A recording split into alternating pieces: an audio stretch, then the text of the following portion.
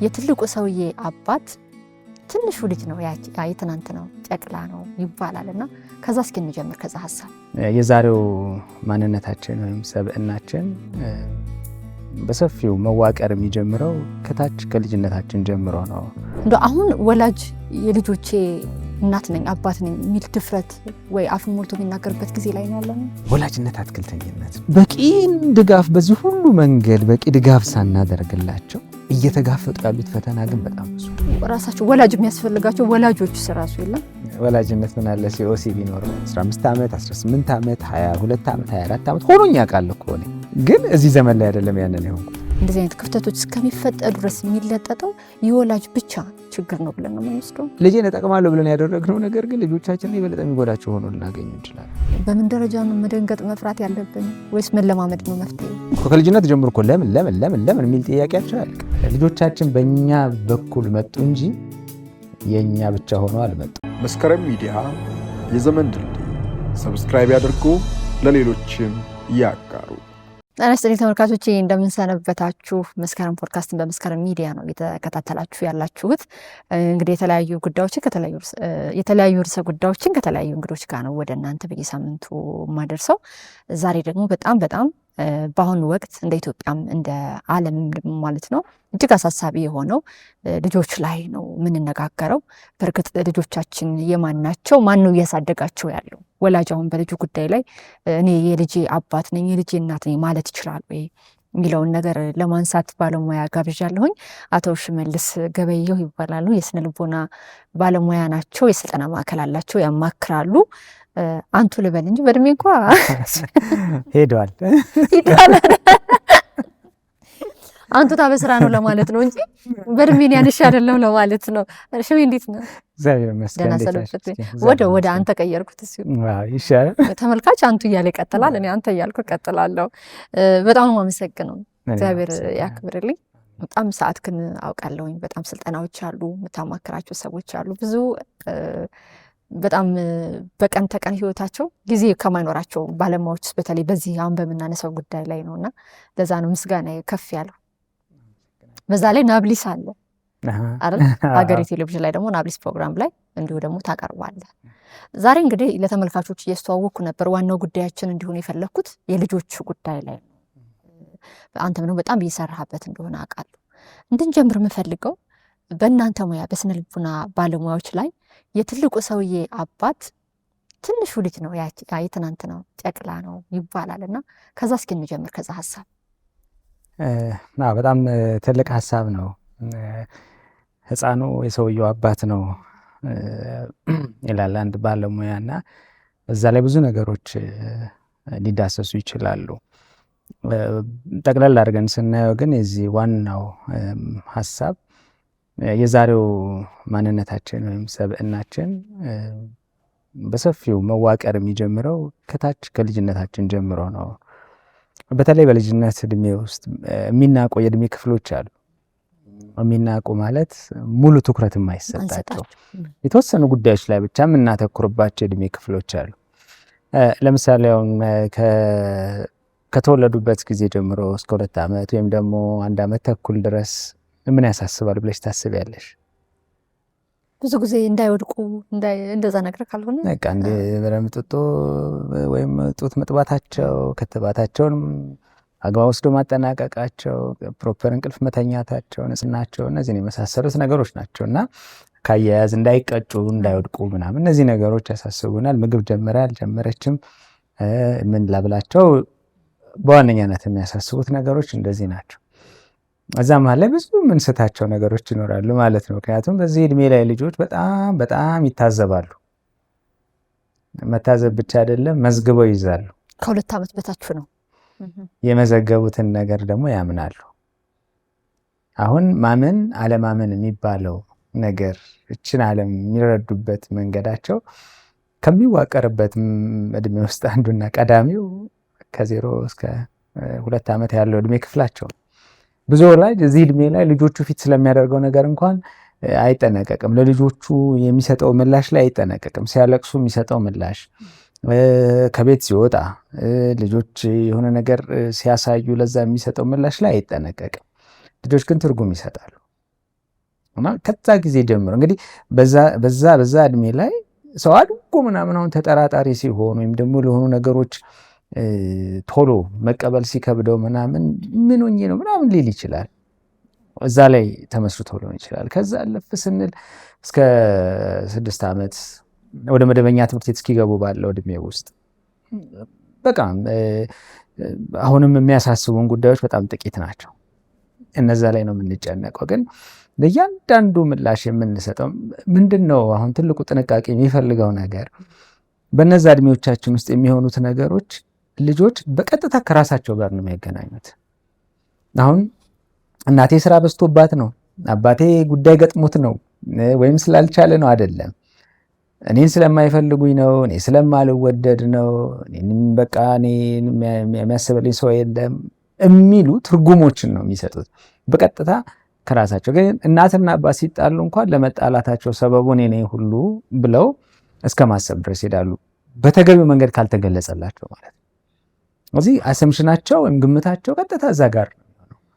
ይሄ ሁሉ ግን እየተደማመረ ምንድን ነው የሚያደርገን? ማንነታችንን እየቀረጹ ይመጣል፣ ሰብዕናችንን እየቀረጹ ይመጣል። እነዚህ አድገን የምናሳያቸው ጠባዮች፣ አመሎቻችን ወይም የሚገለጡት የማንነታችን ክፍሎች በዛ በህፃንነት እድሜያችን የሚሰሩ ናቸው። ይህ ማለት ግን ጥንቃቄ የሚፈልገው በዛ እድሜ ተሰርተን እናልቃለን ማለት ግን አይደለም። አንዳንድ ጊዜ ይባላል በቃ ሰው 7 እስከ 7 ዓመቱ ተሰርቶ የሚያልቀው አናልቅ። ማለቅ የሚባል ነገር የለም። የሰው ልጅ ሂደታዊ ነው። ይሄ የሚባልበት ምክንያት እንደው ከምን ጋር ተምታቶ ነው? የመቀበል መስኮት የምንለው አለ፣ ዊንዶ ኦፍ ሴንሲቲቪቲ ወይም ዊንዶ ኦፍ ሪሴፕቲቪቲ የምንለው ማለት ነው። አዲስ ነገርን የመቀበል ለውጥን የመቀበል መስኮታችን እድሜ እየጨመረ ሲመጣ እየጠበበ ይመጣል። ጥሩ ነገሩ ግን ተስፋችን አይዘጋም። ግጥም ብሎ ስለማይዘጋ የትኛውም እድሜ ላይ ሰው መለወጥ ይችላል። እኔ እንደው ምን ብዬ ስገልጸው ደስ ይለኛል፣ ማገዶ ቆጣቢ ምጣድና ማገዶ የሚፈጅ ምጣድ፣ ሁለቱም ምጣዶች መስማታቸው አይቀርም፣ ይሰማሉ፣ እንጀራዋን ያበስላሉ። ግን አንደኛው በትንሽ ማገዶ ነው ቶሎ የሚሰማው፣ ሌላኛው ግን ብዙ ማገዶ ይፈጃል። እንደዛ እየሆነ እንመጣለን። አሁን የምንፈጀው የማገዶ መጠን እየጨመረ ይመጣል እንጂ መሰራታችን ይቀጥላል። ይሄ እስከ 7 ያለው እድሜ ቅድመ መደበኛ ትምህርት ያለው እድሜ በጣም ክሪቲካል እድሜ ነው። ብዙ ነገሮችን በፍጥነት ስለምንቀበል እዛ እድሜ ላይ እየጨመረ ሲመጣ ከ7 እስከ 13 ዓመት ድረስ ያለው ደግሞ ሌላ መልክ ነው ያለው፣ ሌላ መልክ። ከዛ ደግሞ ወርቃማው 10ዎቹ እድሜ ውስጥ ይገባል። ለብዙ ወላጅ ትግል ቢሆነው ከ13 እስከ 18 ዓመት፣ ከ18 ዓመት በኋላ ደግሞ ሌላ ታሪክ ነው። በየደረጃው የምንቆርጣቸው ያው እትብቶች ይኖራሉ። ብዙ ጊዜ እትብት የሚቆረጠው ሲወለድ ብቻ ይመስላል። በየምዕራፉ ግን እትብት እየተቆረጠ ነው የሚቀጥለው እና ለውጡ የወላጅነት ሚናችን እየተቀየረ እየተለወጠ ይመጣል እንጂ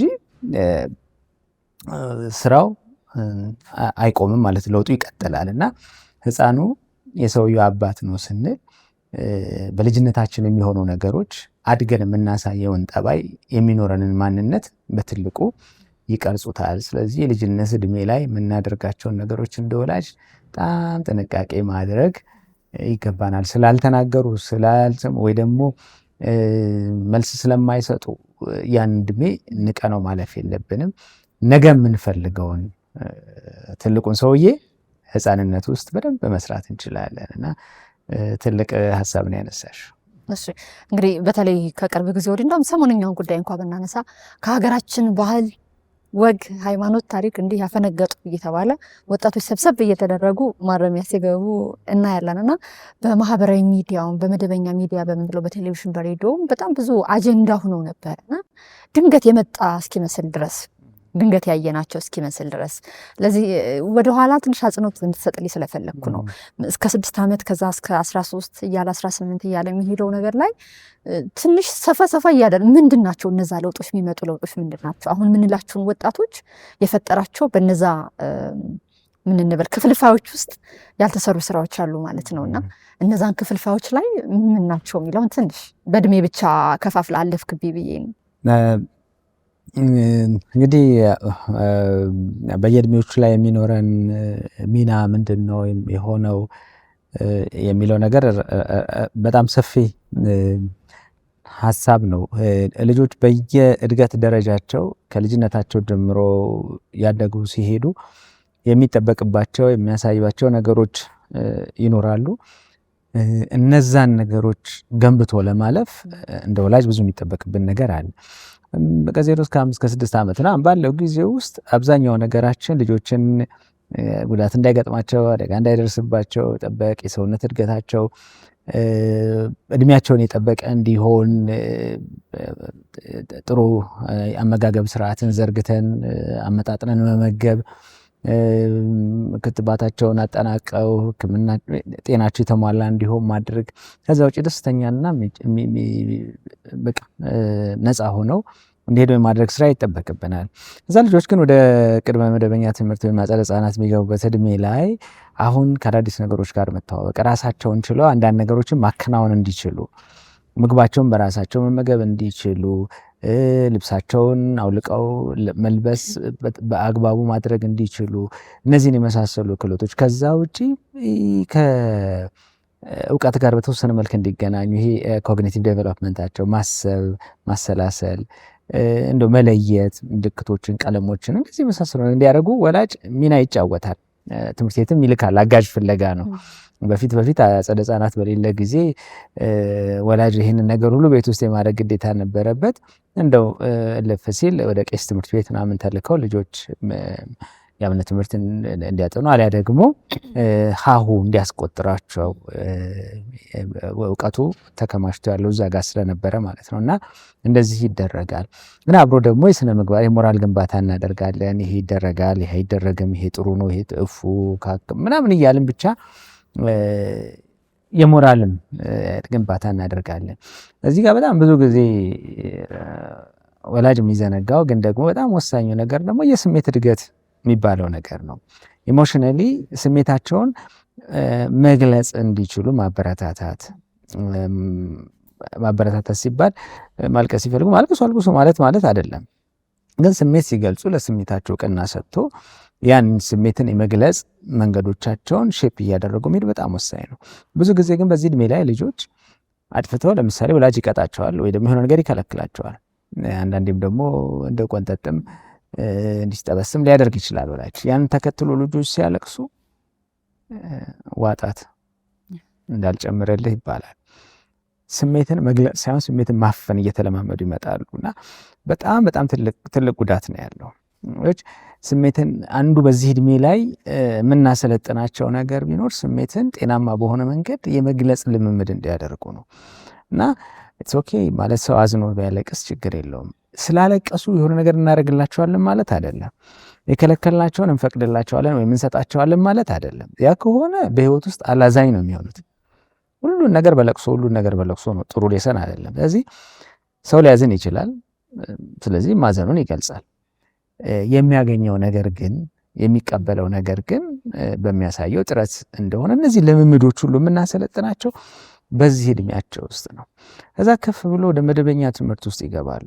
ወደ መደበኛ ትምህርት ገብተው በተለይ እስከ 13 እስከ 12 ባለው የእድሜ ክፍላቸው ውስጥ በልጆች ውስጥ መገንባት ያለብን ልበ ሙሉነታቸው እንዲዳብር በራሳቸው ነገሮችን የማከናወን አቅም ይሄ አውቶኖሚ እየፈጠርንላቸው ትምህርት ላይ ሊሆን ይችላል፣ ሌሎች ጉዳዮች ላይ ለራሳቸው ያላቸው ግምት የተስተካከለ እንዲሆን ከማንም ጋር ሳያወዳድሩና ሳያነጻጽሩ ልዩ እንደሆኑ አውቀው ራሳቸውን ግን ከራሳቸው ውስጣዊ አቅም ጋር እየፈተሹ መሄድ እንዲችሉ በዛም ሂደት ውስጥ በዚህ እድሜያቸው ውስጥ የሚጠበቅና የማይጠበቁ ነገሮችን እያሳየናቸው መሄድ በጣም ወሳኝ ጉዳይ ነው እና ካፓብል እንደሆኑ እንደሚችሉ ማሳካት የሚችሏቸው ነገሮች እንዳሉ አሁን በዚህ በትምህርት ቤት እድሜ ውስጥ ልጆች ሲሄዱ ከነሱ በትምህርት ደረጃ፣ በማህበራዊ ህይወት፣ በቤተሰብ የገቢ ሁኔታ፣ በቤተሰብ በብዙ ነገር ከተለያዩ ሰዎች ጋር ነው የሚቀላቀሉት። ያን ማህበራዊ ክህሎታቸውን ደግሞ እንዲያዳብሩ ማገዝ ያስፈልጋል ማለት ነው። ልጆቻችን ራሳቸውን የመግለጽ አቅማቸው እየዳበረ እንዲመጣ ይሄን እኛ እየሰራን በአብነት ነው እያሳየናቸው የምንሄደው። እነዚህ ሁሉ ስራዎች ልጆች በጣም ወሳኝ እድገትን እንዲያስመዘግቡ ይረዳቸዋል። 10ዎቹ እድሜ ላይ ሲገባ ትልቁ ጥያቄ የዚህ እድሜ ጥያቄ እኔ ማን ነኝ? ለምንድን ነው እዚህ ያለሁት? ወዴት ነው የሚሄደው? እኔ አይዴንቲቲ ቨርሰስ ሮል ኮንፊውዥን፣ ምንድን ነው ሚናዬ የሚሉ ትላልቅ ጥያቄዎች ይመጣሉ። ሚና በቤተሰብ በማህበረሰብ። አዎ። እና ራሳቸውን ቦታቸውን ለማግኘት በሚያደርጉት ጥረት ውስጥ ተገቢው ድጋፍ እገዛ ካልተደረገላቸው፣ ጤናማውን መንገድ ጤናማ አስተዳደግ ተከትለን ካልመራናቸው ያንን ማሰሳቸውን አያቆሙ። እዚህ ያኔ እንግዲህ በብዙ ነጣቂዎች እጅ ይወድቃሉ ማለት ነው። ልጆች ሪስክ የሆኑ ቢሄቪየሮችን፣ ይሄ አደገኛ የሆኑ ልምምዶች ውስጥ የሚገቡት፣ ከባባድ ውሳኔዎችን በህይወታቸው ውስጥ የሚወስኑት በማንነት ፍለጋ ውስጥ ሆኖ ነው። ስለዚህ ያንን በደንብ አድርጎ ወላጅ ተረድቶ እየገነባ ጠባያቸው ይቀየራል። እንደውም አንድ መጽሐፍ አለ፣ ልጆቼን የሰረቀኝ ማን ነው? ልጄን የሰረቀኝ ማን ነው? እንግሊዝኛ መጽሐፍ ነው። Who Stolen My Child። እና ተሰርቀን አይደለም የተሰረቅን ይመስለናል። በልጅነታቸው ይሮጣሉ፣ ይመጣሉ፣ ያቅፉናል፣ ይስሙናል። ከበር ገና ምናምን ወገብ እስኪጎብጥ ኧረ ደክሞኛል እያልን ሁሉ መቴ ይንጠለጠላሉ። 10ዎቹ ዕድሜ ውስጥ ሲገቡ ልጆች ይህንን ድርጊታቸውን ሰብሰብ እያደረጉት ይመጣል። አይ አሁንማ ጎረመሰች፣ ኮራ ኮሩ ነው ወላጅ የሚሰጠው ትርጉም። የሆነ ነገር ሲናገር በኃይለ ቃል ሊመልሱ ይችላሉ። በንዴት ምናምን በር ጓግጭ ምናምን ሊያደርጉ ይችላሉ። አጠገባቸው ያለውን ነገር ሊመቱ ይችላሉ። በቃ ልጄን ተነጠቅኩ እንላለን። ተሰርቀን አይደለም። ውስጣቸው የሚካሄዱ ብዙ ጥያቄዎች አሉ፣ ግራ መጋባቶች አሉ እዚህ እድሜ ላይ። እንደው በአንድ ጸሐፊ ብሬን አንደር ስቶርም ይለዋል። ይህንን እድሜ በቃ በነውጥ ውስጥ በማዕበል ውስጥ ያለ አንጎል ነው በዚህ እድሜ ላይ የሚኖር እና በብዙ ነገሮች ያንን ተረድተን ለመርዳት ካልሞከርን እንተላለፋለን ከልጆቻችን ጋር። እዚህ ላይ ደግሞ የሚኖረን ሚና ልጆቻችንን እያዳመጥን ስሜታቸውን እየተረዳን በተለይ ኮምፓሽኔት ሆነን ያለባቸውን ውስጣዊ ትግል ተመልክተን በርህራሄ ልጆቻችንን ቀርበን መንገድ መምራት በጣም ወሳኝ። ከዛ በኋላ እንግዲህ ከ18 ዓመት በኋላ ከቤት ሁሉ ሊወጡ ይችላሉ። ወደ ዩኒቨርሲቲ ሊሄዱ ይችላሉ። አንዳንዶቹ ስራ ሊጀምሩ፣ አንዳንዶቹ ርቀውም ሊሄዱ ይችላሉ። እዛ እድሜ ላይ እንግዲህ ደግሞ የሚኖረን የማሰልጠን የማማከር ሚና ይሆናል ማለት ነው። እንዲህ እያለ ይቀጥላል። እኔ እንደውም በምሰጠው ስልጠና ውስጥ የወላጅነት ስልጠናችንን ፓኬጅ ነው እና ፓሬንቶን የሚል ስም ነው የሰጠ ነው። ፓሬንቲንግ እና ማራቶን የሚሉትን ሁለቱን አዳቅለን ነው ይህን ስም የሰጠ ነው እና ፓሬንቲንግ ማራቶን የማለቂያ መስመር የሌለው የማራቶን ሩጫ ነው ወላጅነት ነው። ስለዚህ አያልቅም። ወላጆቻችን እኛንም ወልደው እኛም ወልደን አያርፉም። እንደውም አንዲት ጸሐፊ ምን ትላለች? ወላጅነት ያለ ስልጠና ደሞዝ ሳይሰፈርለት የምንሰራው ጡረታ የሌለው ስራ ነው።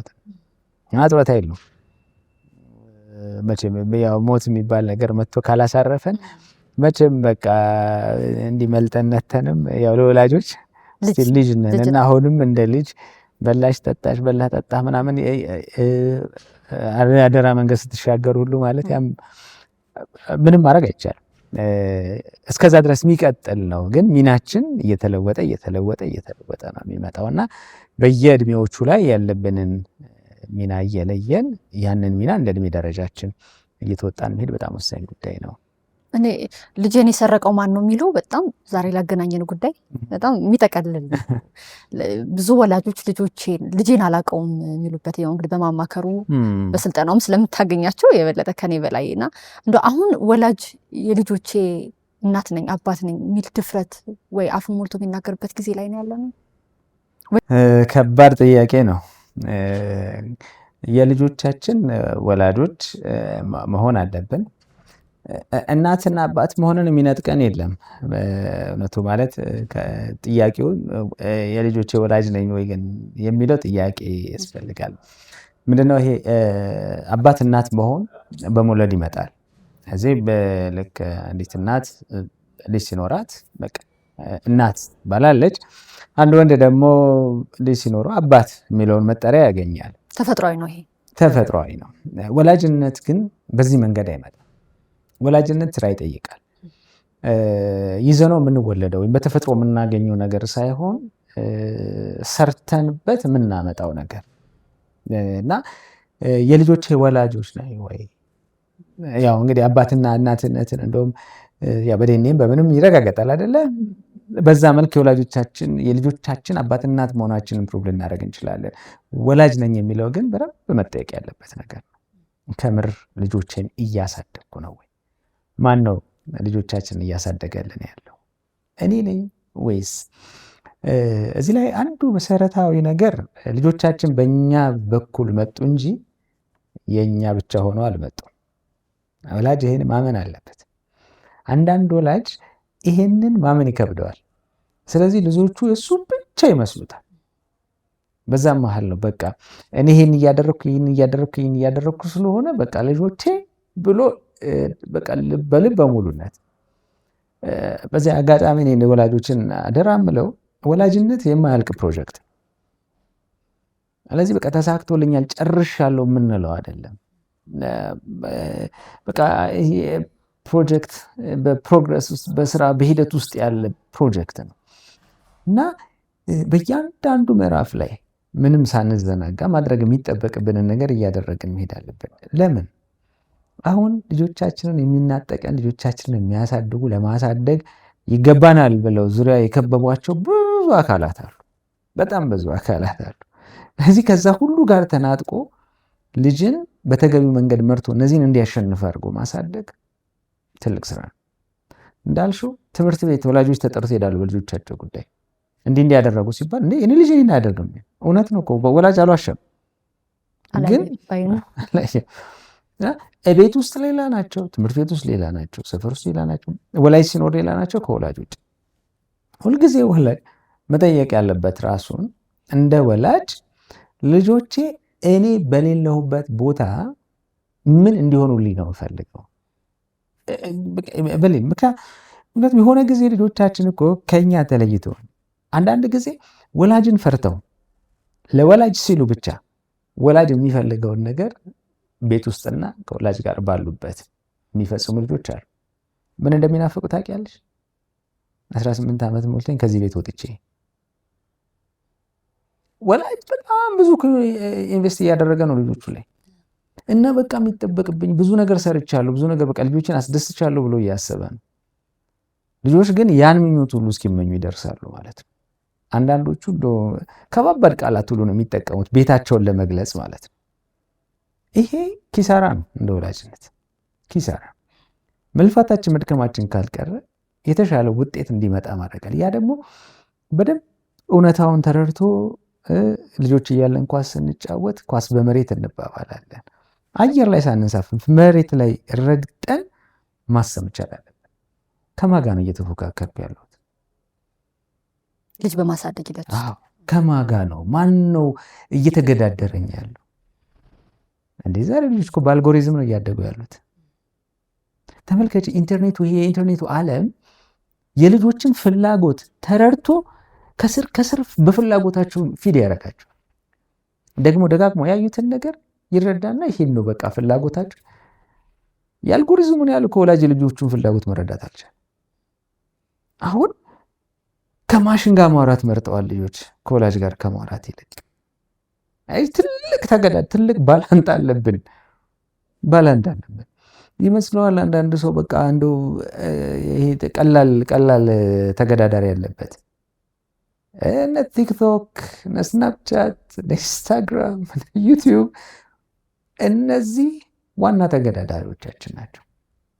ግን ልጆቻችንን አንዳንዴ ሳናቀው እኛውንን አሳዳጊ የምንቀይርላቸው። ልጆች ምግብ ለማብላት በሕፃንነታቸው ምግብ ለማብላት እናባብላለን፣ ተረት እናወራለን፣ እንዘምራለን። እማልሆነ የለም። አንዴ ምን ቡች እንላለን። እማልሆነ እንስሳ የለም። እንደዛ እየሆን እናበላቸዋለን። በጣም ምግብ ከማብላት ያለፈ ትልቅ ጥቅም አለው። በልጅና በወላጅ መካከል ያለውን ኮኔክሽን ግንኙነት እያጠነከረ ይመጣል። ዛሬስ ስልክ እናወጣለን፣ ታብሌት እናወጣለን፣ ወይ ቲቪ እንከፍታለን። ስክሪን ላይ ሆነው ነው ልጆች ምግብ የሚበሉት። ሳናቀው ያችን ስራ ብቻ እንድናልፍ ብለን አንዳንድ ጊዜ እኛ ወላጆች ላንሆን እንችላለን። ይሄን ያደረገው ቤት ውስጥ ያሉ ሞግዚቶች ሊሆኑ ይችላሉ፣ ስራ እንዲቀልላቸው ያንን የሚያደርጉት። ግን በዛ ሂደት ውስጥ ወላጅ ቀየር ነው ማለት ነው። አሁን ልጆቻችን ከዛ ጋር ራሳቸውን ያቆራኛሉ። ደግሞ እንዴት ማራኪ ሆኖ እንደሚዘጋጁ እናውቀዋለን። በቀላሉ በዛ ተጠልፎ ይሄዳሉ ልጆች ማለት ነው። እዚህ አልጎሪዝም አንዱ ቴክኖሎጂ ሶሻል ሚዲያው ምናምን ነው የሚያሳድግልን ልጆቻችንን። ቅድም አንስተሻለን ከማህበረሰቡ ወጡን እና እነዚህ አካላት አሳዳጊ ሆነዋል። አሁን ልጆቻችን ከእነሱ ጋር ግንኙነት አላቸው። ምን ያህል ተከታይ ነው ያላቸው? ምን አይነት መልእክት ያስተላልፋሉ? እኔ ተከታይ ብዛት አይደለም ያስደነግጠኝ፣ ያ ሁሉ ሰው የሚከተለው ምን አይነት መልእክትን ነው ይዘቱ። በጣም ቀላል አይደሉም። ትናንሽ የምንላቸው ነገሮች ወደ አእምሮችን ሲገቡ የሚፈጥሩት ተጽዕኖ ቀላል አይደለም። ከዚህ አልጎሪዝም የሚያሳድገልን እዛ ውስጥ ራስን ማነጻጸር አለ። ፉክክርና ውድድር ውስጥ ይገባሉ። ፉክክርና ውድድር ውስጥ እንዴ አንዳንድ ልጆች እኮ በኖርማል ካሜራ የሚነሱትን ፎቶ ሁሉ እስከማይወዱት ድረስ ደርሰዋል። በስናፕ በምናምን በቃ በደንብ ለምን ለራሳቸው ያላቸው ግምት ራሳቸው የሚመለከቱበት መንገድ ከእነንትና ጋር ነው ንጽጽር ውስጥ የሚገቡት። ሰዎች እዛ ጋር እየሆኑ ያሉትን ነገሮች ፖስት ያደርጋሉ፣ ሼር ያደርጋሉ። ወላጅም እዛ ውስጥ ገብቷል። እኛም ይሄ እንደውም ቆንጆ ቴክኒካል ቃል አለው ሼሪንቲንግ፣ በቃ ይሄ የማጋራት ወላጅነት ማለት ነው። የልጆቻችንን እያንዳንዱን ነገር እንደው አደራ ወላጆች አጋጣሚ ልጆቻችን ፍቃዳቸውን መስጠት በማይችሉበት እድሜ ላይ የእነሱን ፎቶ እያነሳን ልጅነታቸውን ፖስት የምናደርገው ዲጂታል የሆነ አሻራ ነው። ኮቴ ዳና እየተሆኑላቸው ነው የምንሄድ ዲጂታል ፉትፕሪንት። ነገ ይሄን ነገር ይውደዱት አይውደዱት እርግጠኛ አይደለም፣ ግን አንድ የዛ ላይ ክላውድ ላይ ከገባ መመለስ አንችል። ስለዚህ እንደው ለራሳችን እንደ ታሪክ ማስታወሻ ልንይዘው እንችላለን፣ ግን ባናጋራ ጥሩ ነው። የራሳችንን ከፈለግን እናጋራ፣ ግን የልጆቻችንን በጭራሽ ማጋራት የለብንም። ያለ ምርጫና ፈቃዳቸው ነገ የሚያዝኑበት ነገር ትተንባቸው መሄድ ስለሌለብን ማለት ነው። እና እኛም እዛ ውስጥ ገባን፣ ልጆቹም እዛ ውስጥ ገቡ፣ አሳዳጊ ተቀየረ ማለት ነው። ሁለተኛው ተገዳዳሪያችን አቻዎቻቸው ናቸው። ፒር ኔትወርክ አቻዎቻቸው በጣም ትልቅ ተገዳዳሪ ናቸው።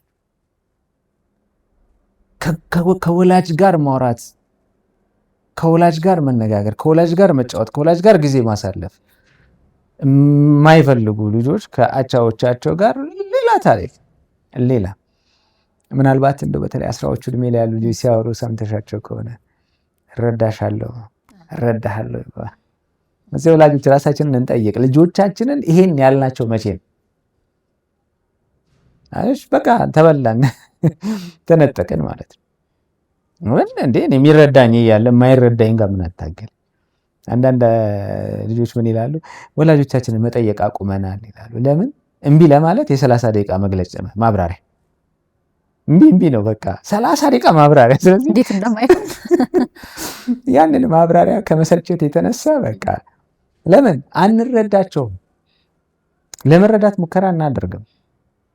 በቃ ይሄ እኔ ቤት ነው እኔ ባልኩት ነው። መፈረጅ ይቀድማል። እንደውም ጓደኞቻቸው በዛ ልክ አይደለም ይሰማቸው። ስለዚህ በቃ አሳዳጊ ጓደኛ ይሆናል። ጓደኛዬ እንደዚህ ብሎኝ እንትና እንደዚህ ብላኝ እንትናን ያማክራሉ፣ በእንትና ምክር ይሄዳሉ። መነጠቅም ሶሳይቲ ማህበረሰብ አሁን የማህበረሰብ ቅርጽ ተቀይሯል።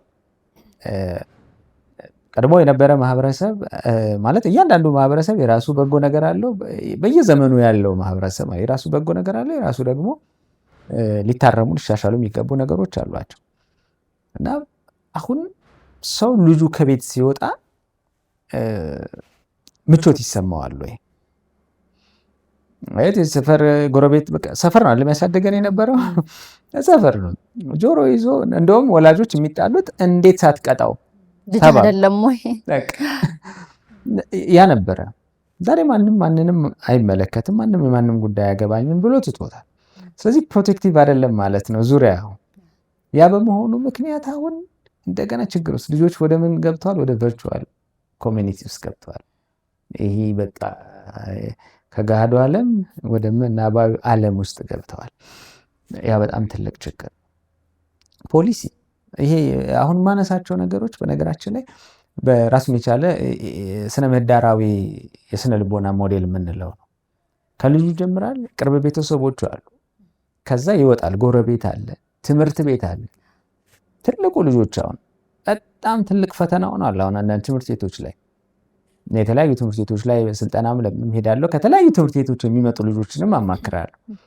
ትምህርት ቤት ከባድ ፈተና ሆኗል። ከባድ ፈተና ልጆች በቃ ይታረሙበታል፣ ይስተካከላሉ፣ ምናምን በእውቀት ያድጉበታል ተብሎ የሚሄደው የሞራል ግንባታ ምናምን ይሰራበታል ተብሎ የሚታሰብ ትምህርት ቤት ላይ ልጆች ፈርሰው ይመጣል። አስተማሪ ያፈርሳቸዋል፣ ጓደኞቻቸው ያፈርሷቸዋል፣ ማኔጅመንቱ ያፈርሳቸዋል፣ ሌላ ወላጅ ያፈርሳቸዋል።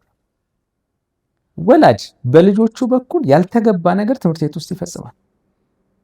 በቃ ልጆቹ ላይ መሆን የማይፈልገውን ነገር በልጆቹ በኩል ሌሎች ተማሪዎች የሌሎች እናት አባት ልጆች ላይ ይሄዳል ማለት ነው ወላጅ። እና በጣም ከባድ ነገር ነው። ከዛ ሚዲያ እንደምን እንዳነሳ ነው፣ የሃይማኖት ተቋማት እነዚህ ሁሉ ናቸው እንግዲህ አሳዳጊዎቹ ማለት ነው። አሁን ወላጅ በዚህ ውስጥ እንዴት አድርጌ ነው በጎውን ነገር አጠንክሬ በጎ ያለውን ነገር ደግሞ አርሜ ልጄን የማሳድገው? ይሄ ትልቅ ስራ የሚጠይቅ ነገር። እንደው የልጆችን ስለ ልቡና ስናነሳ ግን አሁንም ልጆች ላይ ትንሽ ትኩረት እናደርግና ወደ ቤተሰብ ደግሞ በሰፊው እንሄዳለን ብዬ ነው። ከዘር ሐረግ ጋር እንደዚህ የሚገናኝ ነገር አለው? ከቤተሰብ እንደ ውርስ የሚመጣ ነገር አለ? አዎ ያው ድሮ ስለ ልቦና ሳይንስ የአእምሮ ሕክምና ምናምን ሲጀምር ያው የዲሞን ፖሴሽን ወይም የሰይጣን አእምሮ መቆጣጠር ነበር። ሳይንሱ ደግሞ አሁን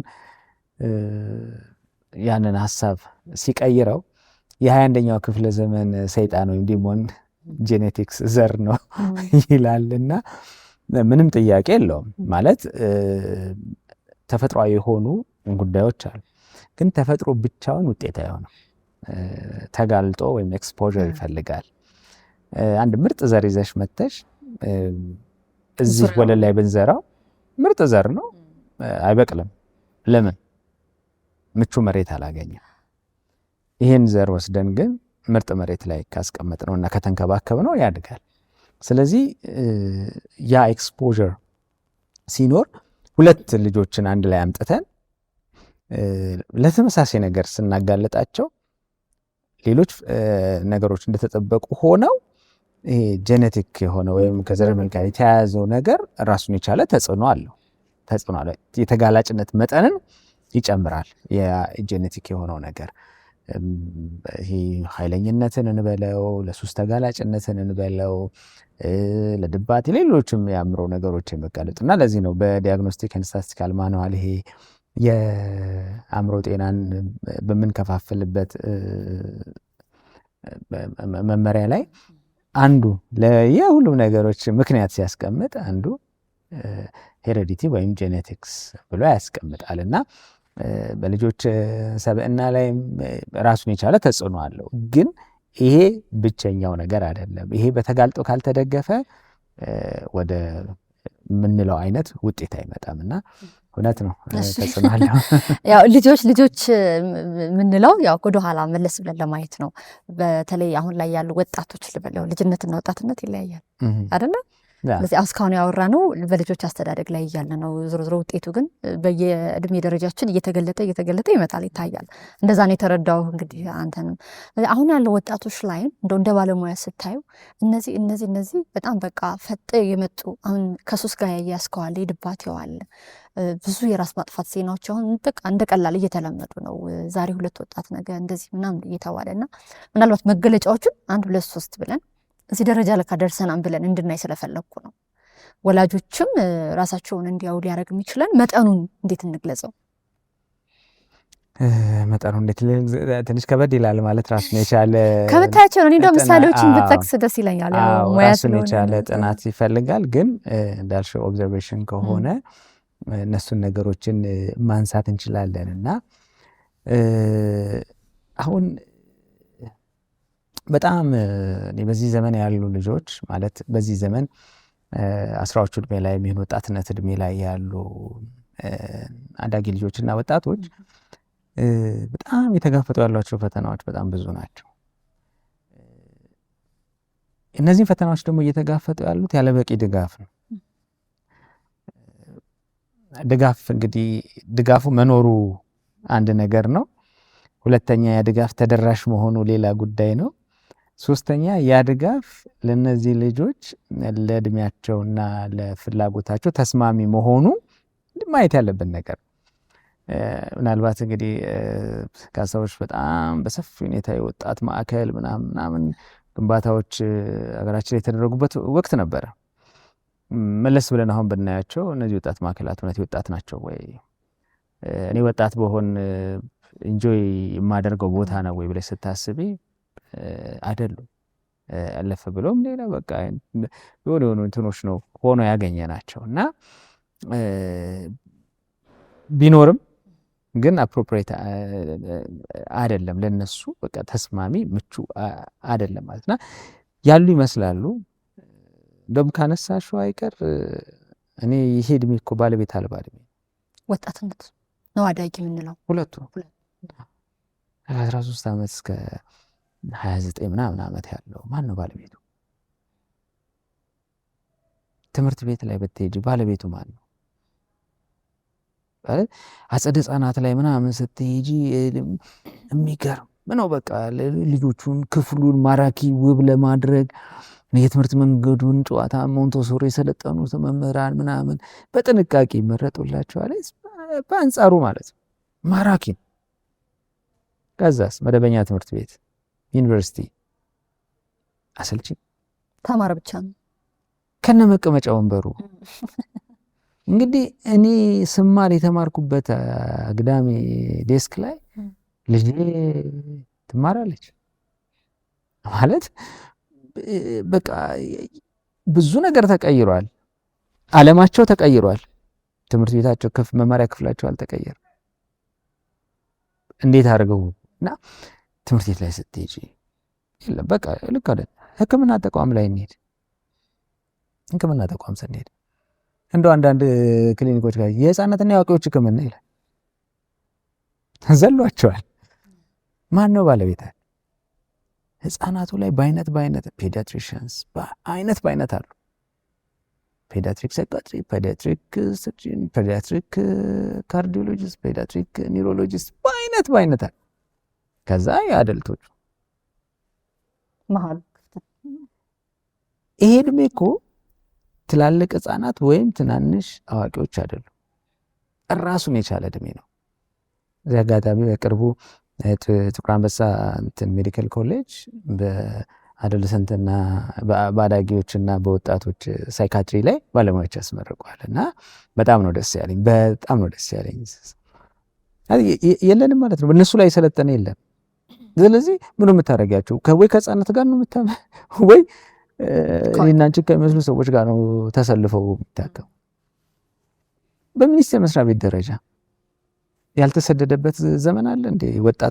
ወጣቶች እንግዲህ ወጣት የሆነች ሀገር ይዘን ማለት ነው በጣም በርካታ ወጣት ያለባት ሀገር ላይ ሴቶች፣ ህፃናትና ወጣቶችና ስፖርት ምናምን።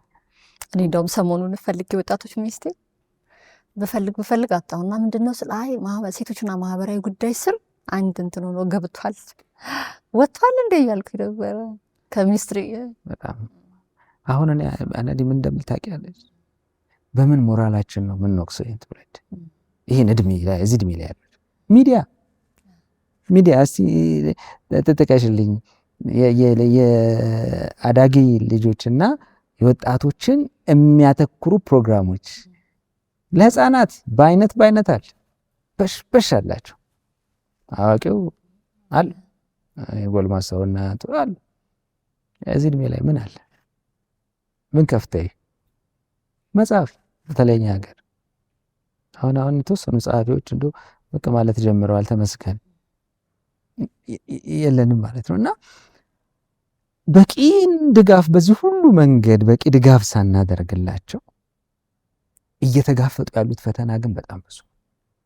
ወላጅነትን አሁን ትልቅ ፈተና የሚያደርገው በተለይ እዚህ እድሜዎች ላይ ያሉ ልጆች ጋር ወላጅና ልጅን መግባባት የሚያቅተው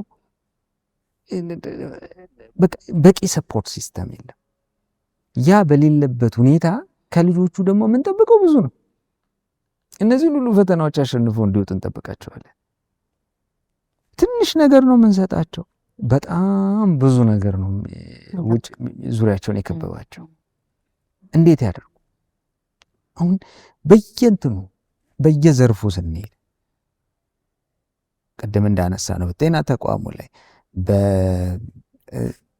በሚዲያው ላይ፣ በሃይማኖት ተቋማት ላይ፣ በትምህርት በስራ ድል ፈጠራው ላይ፣ በእነዚሁ በማህበራዊ ጉዳዮች ላይ ሶሻላይዝ ባህላቸውን እንዲያውቁ እንግዲህ አሁን ከባህል አፈነገጡ ከባህል ወጡ እንላለን። ልክ ነው ማለት ከባህል ማፈንገጥ ልክ አይደል፣ ግን ባህሉ ምን እንደሆነ አስረድተን እናሳድጋለን ወይ? እንኮ ያየን ነው ማለት በጣም ድንቅ የሆኑ ባህላዊ ሴቶች አሉ። ለትውልዱ ተግባራቱ ተላልፈዋል። ተግባራቱ የሚመሩበት ዕውቀት ግን አልተላለፈም። በሉላዊነት ዘመን ላይ ደግሞ አሁን ለዓለም ክፍት በሆንበት ሰዓት ላይ ውድድር ውስጥ ያስገቡታል። ይሄኛው ትርጉም ይሰጣቸዋል፣ ይሄኛው ትርጉም ያጣልባቸዋል። ለምን? ከነ ትርጉሙ አላስተላለፍ ነው። አታድርግ ብቻ ነው። አዎ ለምን ሲባል አይ ባህላችን አይፈቅድም። ኧረ ነውር ነው። ለምንድን ነው ነውር የሆነው? ባህላችን በዛ ጉዳይ ለምንድን ነው የሚለው? ይህንን እያስተላለፍ ነው በተገቢው ስላልመጣን ምን ይሆናል መሰለኝ፣ ሰው የሚተገብረው እሱ በመሰለው መንገድ ነው። መልስም ላብራራ ልስጥ ሲል ደግሞ በመሰለው መንገድ ነው። ያኔ አሁን ያለው ትውልድ ደግሞ መረጃ ብዙ አለ። በቃ ጠቅጠቅ አድርጎ ከዛ ይሄ ሴንስለስ ነው ይላል፣ ሚኒንግ አይሰጥም ይላል። ወላጅ ለዛ ነው አምሽቶ የሚገባው ላለመጠየቅ። ዱላ የሚነሳውም ለዛ ነው። አንዳንዴ ይባላል አይደል እንዴ ጭራሽ እየጠየከኝ ነው ያለው አይደል? መልስ ስታጣ ይዘህ ትወጣለህ። እኔ ቤት ነው በእኔ ህግ ነው የሚመራው። ማስረዳት ሲያቀተን ወደ ሀያል እንሄዳለን። በእኛ ስር ለጊዜው በእኛ ስር ያሉ ስለሚመስለን ማለት ነው። ግን በጣም ነው የምንተላለፈው፣ በጣም ነው የምንስተው። አያዋጣም። እና ቁጭ አድርገን በደንብ ያላስረዳናቸውን ነገር አብረን ለምንድን ነው ይሄን የማደርገው የሚለውን አያልቅም እኮ ከልጅነት ጀምሮ እኮ ለምን የሚል ጥያቄያቸው አያልቅም። ያንን ማብራራትና መመለስ ካልቻልኩኝ የኔም ጥያቄ ነው ማለት ነው። ስለዚህ አብረን በጋራ ብንጠይቅ አይሻልም? አያቶቻችን በጣም አሁን ሰሞኑን በአንድ ትሬኒንግ ጉዳይ የተለያዩ የሀገራችን ክፍሎች ላይ ይሄድኩኝ ነበር እና በየብሔር ብሔረሰብ ውስጥ ያሉት የሚደናንቁ ፕራክቲሶች የሚደናንቁ ማለት ነው እንድናወጣቸው የሚያስፈልጉ ትውልድን የሚገነቡ ከእርቅ ከሽምግልና ስርዓታችን ጀምሮ ይሄ በወንድ በሴት መካከል ያሉት እይታዎችን የሚገርም ባህል የሚገርም የዳኝነት ስርዓቱ የሚደናንቁ ነገሮች አሉ። እነዚህ ግን ከእውቀት ጋር አብረው ከነ ተግባሩ አብረው አልተላለፉ። ስለዚህ ምንም በቃ ባልገባሽ ነገር ላይ ደግሞ ዓለም አሁን ዝርግ ሜዳ ሆና የለ እንደ ወርልድ ኢዝ ፍላት የሚል መጽሐፍ አለ እና ውቅያኖስ ተራራ አይገድም። ለዓለም መረጃ ደግሞ ክፍት ሆነው ተጋልጠው ነው ያሉት እነዚህ ልጆች። እዚህ እዛ ጋር ያለው ዓለም ደግሞ በደንብ አድርጎ ይሄ በሚስብ መንገድ ያቀርበዋል። ካለባበስ ጀምሮ፣ ካነጋገር ጀምሮ፣ ከቃላት ምርጫ ጀምሮ፣ ሰውነታቸውን ከሚጠብቁበት ስታይል ጀምሮ ከሁሉ ነገር አንጻር ያነሳያቸዋል። ስለዚህ ወደ ማረካቸው ይሄዳሉ። ያንን መምረጥ የሚችሉበት አቅም አልሰጠናቸውም። አውቀው ንቀው መተው የሚችሉበትን አቅም አልሰጠናቸውም። ስለዚህ ሲያውቁ ይወሰዳሉ፣ ሲያውቁ ይወሰዳሉ። እና እነዚህ ሁሉ ነገሮች ስላሉ እጅግ በጣም በጥንቃቄ ነው ይሄን እድሜ ማገዝ። ከምንም በላይ ግን መረዳት ምን ውስጥ ነው ያሉት? ምን አይነት ትግል ውስጥ ነው ያሉት? አንዳንዴ እኮ እምቢ ሲሉን እኔን አይደለም እምቢ እያሉኝ ያሉት። ሌላ ትላልቅ ፈተና ለምሳሌ አንዳብነት ላንሳ። አንዳንድ ጊዜ ልጆች ስክሪን ላይ ይጠበቃል። ከዛ ያለን ምርጫ ምንድን ነው? አንጡ፣ አንጠቅ፣ ወደ ጥናት ሂድ፣ ወደ ጥናትሽ ሂጂ፣ አንቺ እዚህ ስልክ ላይ ተጣብቀህ ምናምን። ለምንድን ነው ወደ ስልክ ሄዱት? ተው ብለናቸው መተው ካቃታቸው ብዙ በዚህ መንገድ እንትን ያየኋቸው ልጆች አሉ። እና ወላ ችግር ብሎ የሚያመጣው ስክሪን ነው። የልጆቹ ችግር ግን ስክሪን አይደለም። መንኩሰዱ ሊሉ ይችላል፣ ግን ስክሪን መደበቂያ ነው፣ መሸሻ ነው። የሚሸሹት ነገር ምንድን ነው? አንዳንድ ጊዜ ልጆቻችን የሚጠብቁት ህይወትና እየኖሩት ያለው የሚያስቡት ነገርና ሀፕን እያደረግ ከምር እየተጋፈጡ ያሉት ነገር ይለያይባቸዋል። ያ የሚጠብቁት ነገር ሳይሆን ሲቀር፣ ፍላጎታቸው ሳይሟላ ሲቀር፣ አሊያ ደግሞ በጣም አሰቃቂ ለሆኑ ነገሮች ይጋለጣሉ። ልጆች ቤት ውስጥ ሆነው ትራውማታይዝድ ይሆናሉ። ትምህርት ቤት ውስጥ ትራውማታይዝድ ይሆናሉ። ማህበረሰባቸው ውስጥ ትራውማታይዝድ ይሆናሉ። አሰቃቂ የአእምሮ ቁስል ይጋለጣሉ። እነዚህ ነገሮች ወደ ውስጥ ይወስዱትና የሀፍረትና የጥፋተኝነት ስሜት ይሰማቸዋል። አሁን ወደ ራስ የመሰብሰብ ነገር አለ። እንዲህ ባላደርግ ኖሮ፣ እንዲህ ባደርግ ኖሮ፣ እንዲህ ባል ኖሮ፣ እንዲህ ብል ኖሮ፣ እልፍ ሲል በሆኑት ነገር ማፈር መቀበል ሲከብዳቸው ማለት ነው። ወላጅ ይህን በጥንቃቄ ለይቶ የሀፍረት ስሜታቸውን ራስን በመቀበል የጥፋተኝነት ስሜታቸውን ለራስ ይቅርታ በማድረግ እንዲፈቱ ካላገዛቸው ልጆች ሽሽት ነው የሚጀምሩት። ትምህርት ቤት ላይ አስቸጋሪ ነገር፣ ከባድ ነገር የገጠመው ተማሪ ቡሊ ተደርጎ ሊሆን ይችላል በትምህርት ቤት ጓደኞቹ፣ ግን ወላጅ ይህን አላየለትም። ስለዚህ ይሄ ልጅ አያጠናም ብለው ይዘው ይመጣሉ። ከጥናት ዘግቶ ቤቱ ይቀመጣል። አብሮን ከኛ ጋር ምግብ አይበላም፣ ማውራት አይፈልግም፣ ሰላም ብሎ ሹልክ ነው የሚለው። ከዛ ውጭ ስክሪን ላይ ነው። ደብተር ገልጦ እንኳን አጥና ስንል እኛ ፊት ደብተር ገልጧል፣ ግን ከደብተሩ ፊት ለፊት ያለው ስልክ ነው። እና እስቲ መላ በልድ በጣም ይሄ ልጅ የማጥናት ፍላጎት የለውም። ትምህርት ስለማይወድ አይደለም፣ ማጥናት ጠልቶ አይደለም፣ ከወላጆቹ ጋር ማውራት ጠልቶ አይደለም። የያዘው ሽሽት ደብተሬን ሲይዛል ትምህርት ቤት ትዝ ይለኛል። ትምህርት ቤት ትዝ ሲለኝ ቡሊ ያደረጉኝ ጓደኞቼ ትዝ ይሉኛል። ስለዚህ ይረበሻለሁ። ማጥናት አልችልም። ከዛ ማምለጥ ነው የምፈልገው። ወላጆቼን ሳገኛቸው ትምህርት ቤት እንዴት ነው ይሉኛል። ትምህርት ቤትን ባስታወስ ቁጥር ቀድሞ የሚመጣ ወደ ትውስታዬ ቡሊ ያደረጉኝ ልጆች ናቸው። ያ ፔን እየመጣ በጣም ይረብሸኛል። ስለዚህ ወላጆቼን እምሸሻለሁ፣ ጥናትንም እሸሻለሁ። እነሱ ግን ችግሬ ስክሪን የመሰላቸው በጣም ነው ያዘኑት ወላጆች። ማለት ስንተላለፋየሽ ምንድን ነው የሆንከው? ለምንድን ነው እስቲ ንገረን። ቅድም እንዳልሽው ወደ ጀጅመንት እንሄዳለን። ይሄ ልጅ አሁንማ በቃ ትምህርት ጠልቷል፣ ይሄ ልጅ በቃ አልታዘዝ ብሏል፣ ይሄ ልጅ እንደዚህ ሆኗል ወደሚሉ ነገሮች እንሄዳለን።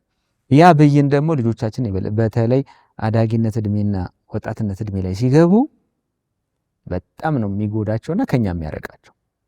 ስለዚህ እነዛ ነገሮች ናቸው አሁን የሚታዩት ችግሮች። ለተለያዩ ሱስ አምጪ ነገሮች ተጋላጭ የሆኑ ነው። ሱስ ሲባል ሰብስታንሱ ብቻ አይደለም። አሁን አልኮሉ፣ ድራጉ፣ አሁን እነዚህ ኤሌክትሮኒክ ሲጋሬት፣ በጣም ፔንኪለሮች ምናምን የመሳሰሉ ነገሮች ትንሽ ደስ የሚል ስሜት እንዲሰማኝ የተወጣጠረው አእምሮ የዘና እንዲል ብሎ ይገቡበታል ልጆች። የጭንቀታቸው ችግራቸው ምክንያት ይሄኔ እናትና አባት ሆኖ ልታገኝ ትችላለሽ። አንዳንዴ የትኛውም ወላጅ የሚያደርገውን ነገር ልጁን ለመጉዳት ብሎ እንደማያደርገው ግልጽ ነው። ልጄን እጠቅማለሁ ብለን ያደረግነው ነገር ግን ልጆቻችንን የበለጠ የሚጎዳቸው ሆኖ ልናገኘው እንችላለን።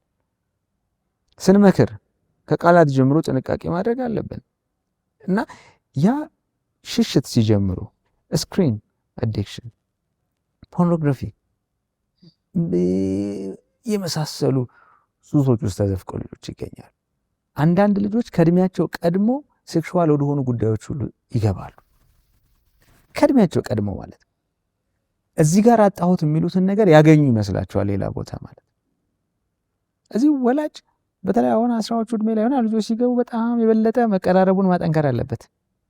ይሄ የበለጠ ብዙ ጊዜ ግን ይሄ በቃ እንደዚህ እየተላቀቀ ነው እየራቀ ነው የሚመጣው።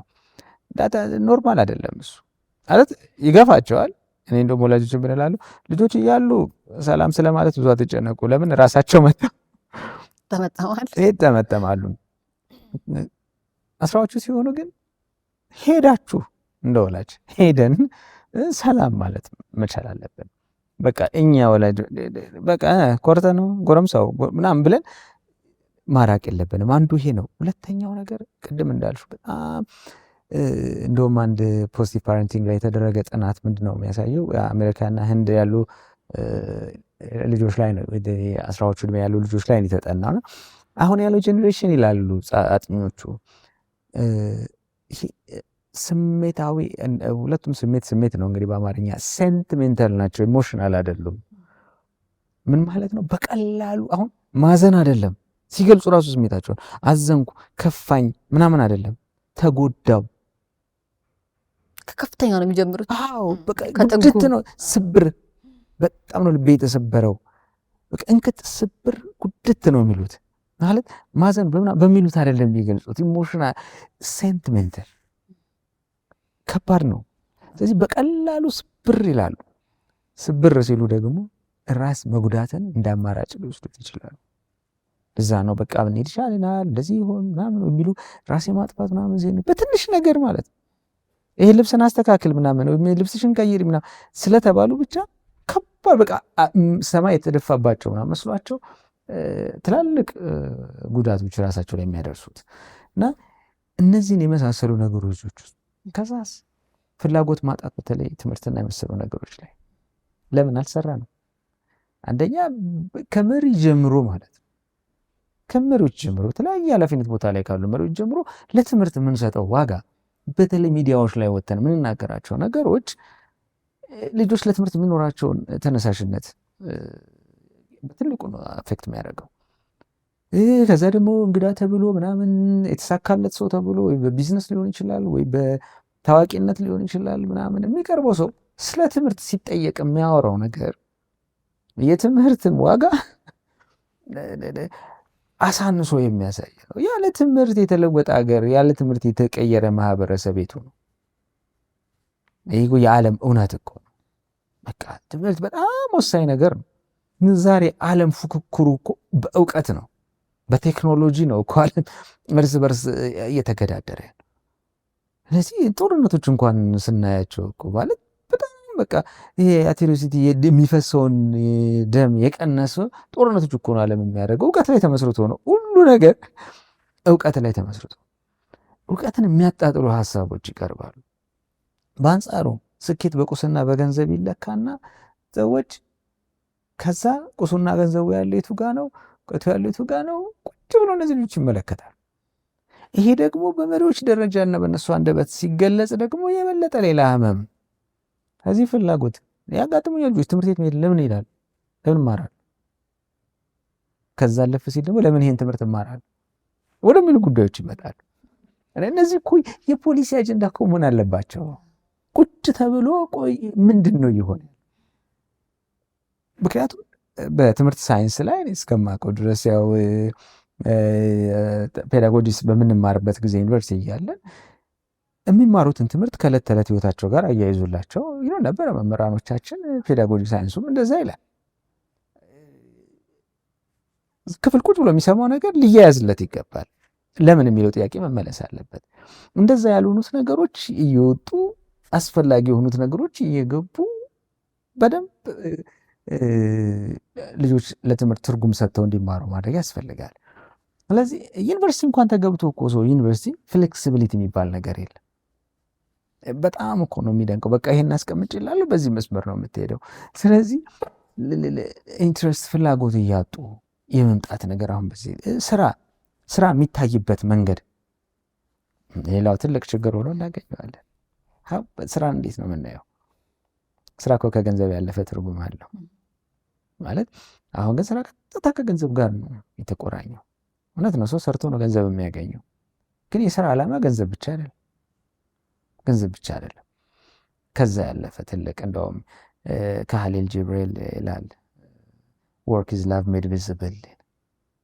ይህንን መጽሐፍ ሆኖ ተጽፏል እና ስራ በተግባር የተገለጠ ፍቅር ነው።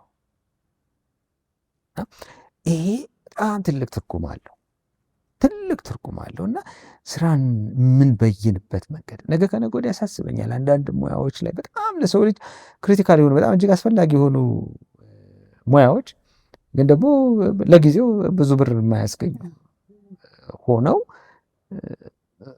ወደዛ ሙያ የሚሄድ ሰው ጠፍቶ በጣም እንዳንቸገር እሰጋለሁኝ እና በደንብ ያንን የመመለስ ትልቅ ስራ ይጠበቅብናል እና እነዚህ ተደምረው እንዳልኩሽ አሁን እኔ አስታውሳለሁ በእኔ የወጣትነት እድሜ ላይ በየሰፈራችን መጽሐፍ መከራያ ቤቶች ነበሩ።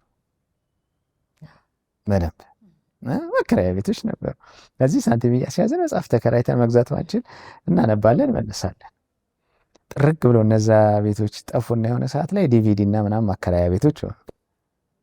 አሁን የጫትና የፕሌይስቴሽን ምናምን የጌም ቤቶች ሆነዋል።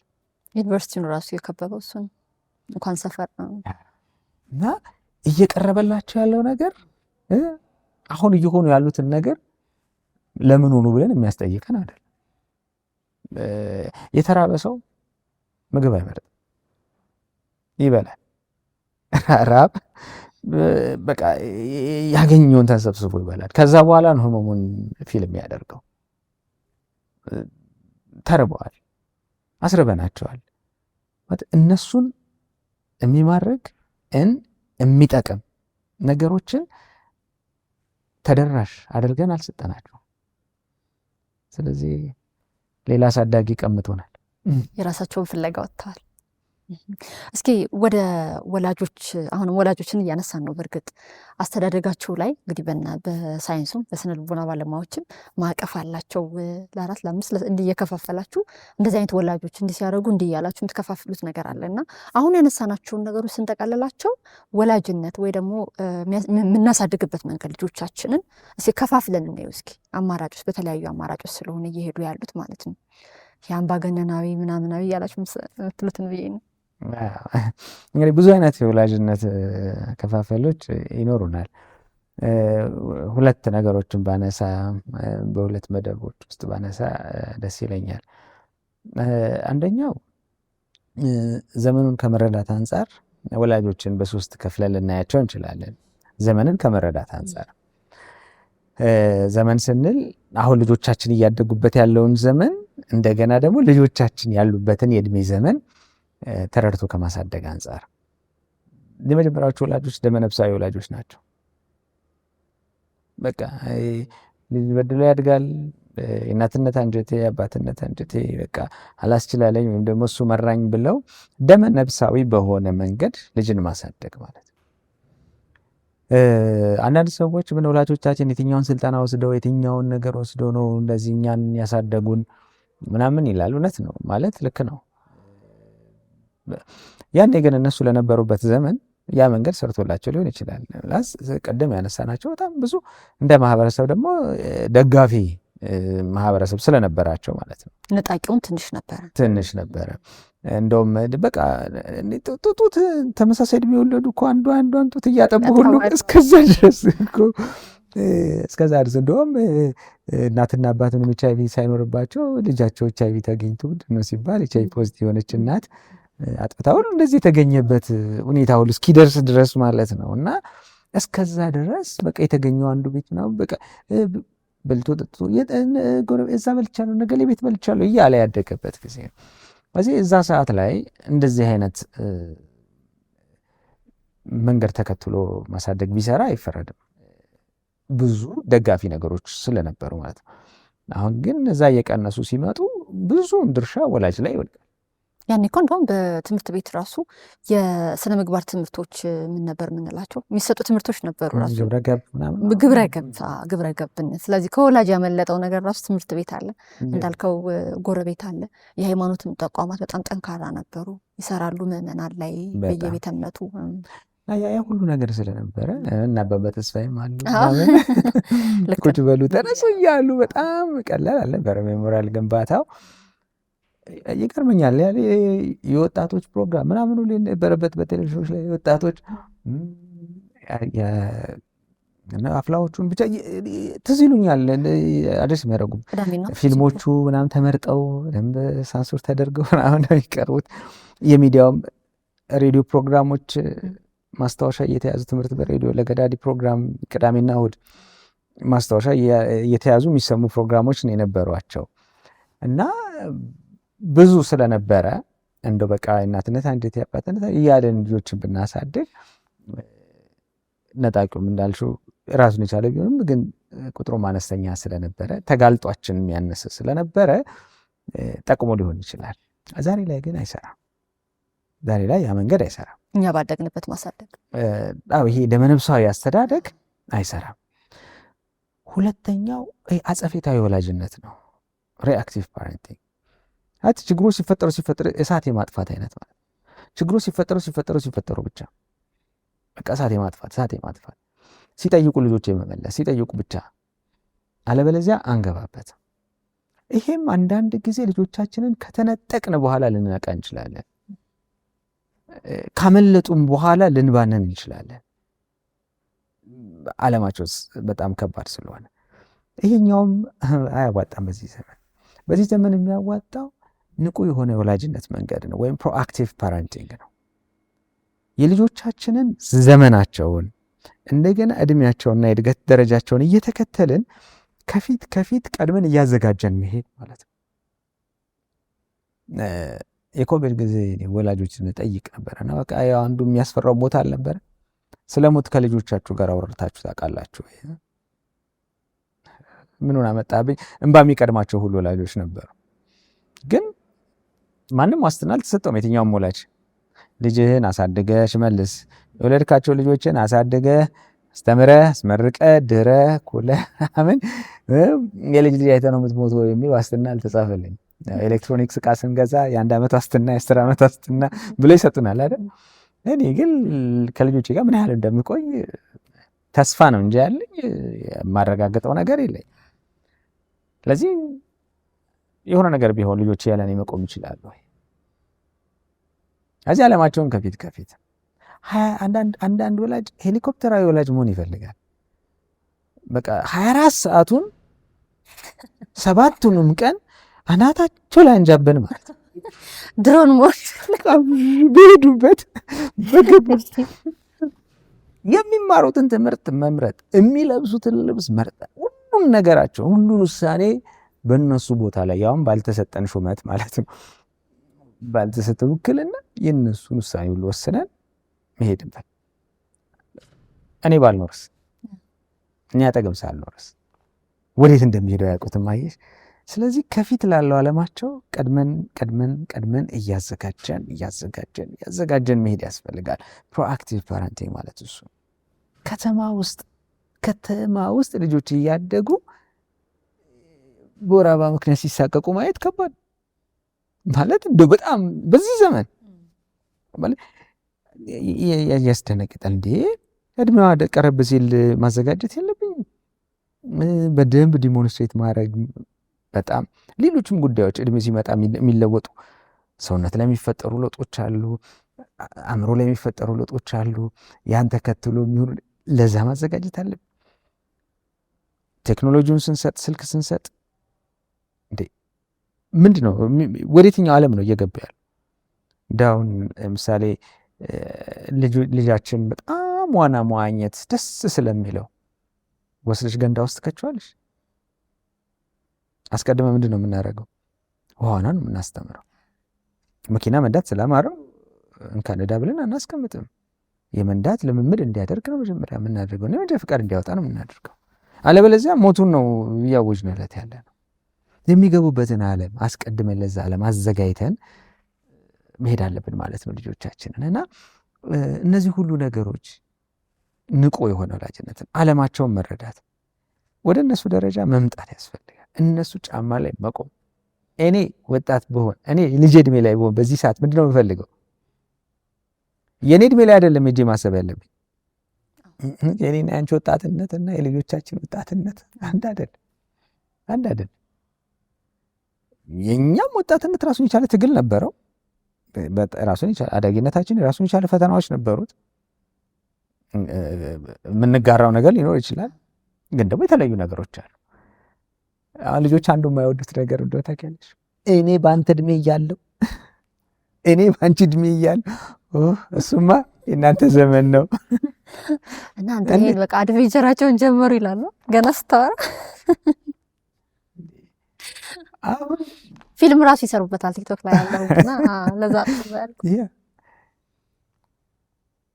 የነሱ ልክ ነው። ይሄን እድሜ አልፌበታለሁ እኮ 15 ዓመት 18 ዓመት 22 ዓመት 24 ዓመት ሆኖኝ ያውቃል እኮ እኔ። ግን እዚህ ዘመን ላይ አይደለም ያንን የሆንኩት። ይህ ዘመን የነሱ ብቻ ዘመን አይደለም፣ የኛም ዘመን ነው። አንዳንዴ የኛ ዘመን የእናንተ ዘመን ሲሆን እንዴ ማን እናንተ ብቻ ያደረገው እኔም እኮ አለሁበት እዚህ ዘመን። ልዩነቱ እነሱ አዳጊ ሆነው እኔ ደግሞ ጎልምሼ ነው ይህን ዘመን እየተጋፈጥን ያለ ነው። በዚህ ውስጥ ይዣቸው የመጣኋቸው የህይወት ልምዶች ይህን ዘመን የማይበትን መነጽር ይቀይረዋል። መነጽራችን ይለያያል። ስለዚህ ይሄን ዓለም በእነሱ መነጽር ነው ማየት ያለብኝ። በእነሱ መነጽር አይቼ ከዛ የኔን የህይወት ተሞክሮ ደግሞ ለእነሱ በሚስማማ መልክ አምጥቼ ነው ላግዛቸው የሚገባው። አለዚያ በእኔ መነጽር ከሆነ የማየው ተላልፈናል። ስለዚህ እንደዛ አይነት ነገሮች እንዳይፈጠሩ ንቁ የሆነ ወላጅነት የልጆቻችን ዓለም ውስጥ ሆነን ልጆቻችንን ተረድተን መርዳት። ስለዚህ ወደ ንቁ ወላጅነት መምጣት ያስፈልጋል። ቅድም አንቺ ያነሳሽው ደግሞ ባገነናዊ ግዴለሽ ወይም እንግዴ በጣም ዲሞክራት ምናምን አይነት ወላጅነት የምንለው የሁለት ነገሮች ሚዛን መጠበቅ የሚፈጥራቸው ናቸው። አንደኛው ስርዓት ወይም ይሄ ስትራክቸር የምንለው ማለት ነው። ሁለተኛው ደግሞ ርህራሄ፣ ደግነት ወይም ፍቅር የምንለው። ጥሩ ወላጅነት እነዚህን ሁለቱን ሚዛን የጠበቀ ወላጅነት ነው።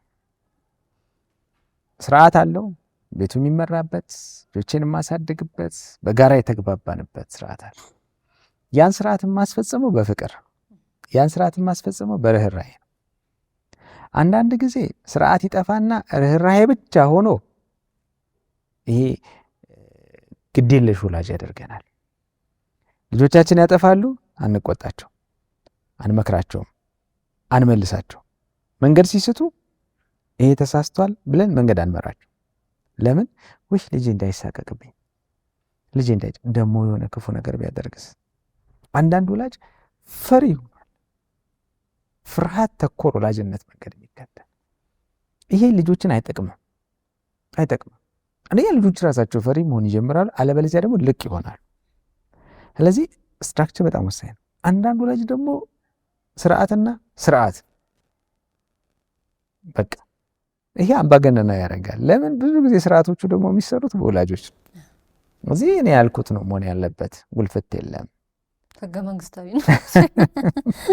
ያውም የማይሻሻል ከባድ ነው ያ መንገድ ደግሞ። ለምን? ልጆች ራሳቸውን እንዳይሆኑ ይሄ አውቶኖሚ የምንለው ነጋቸው ሁሌም በቃ እኛ ላይ ተደግፈው እንዲኖሩ በቃ ያልተቆረጠ ትብት ማለት እንደዛ እንዲሆኑ ያደርጋቸዋል። አምባገነናዊም ልክ አይደለም።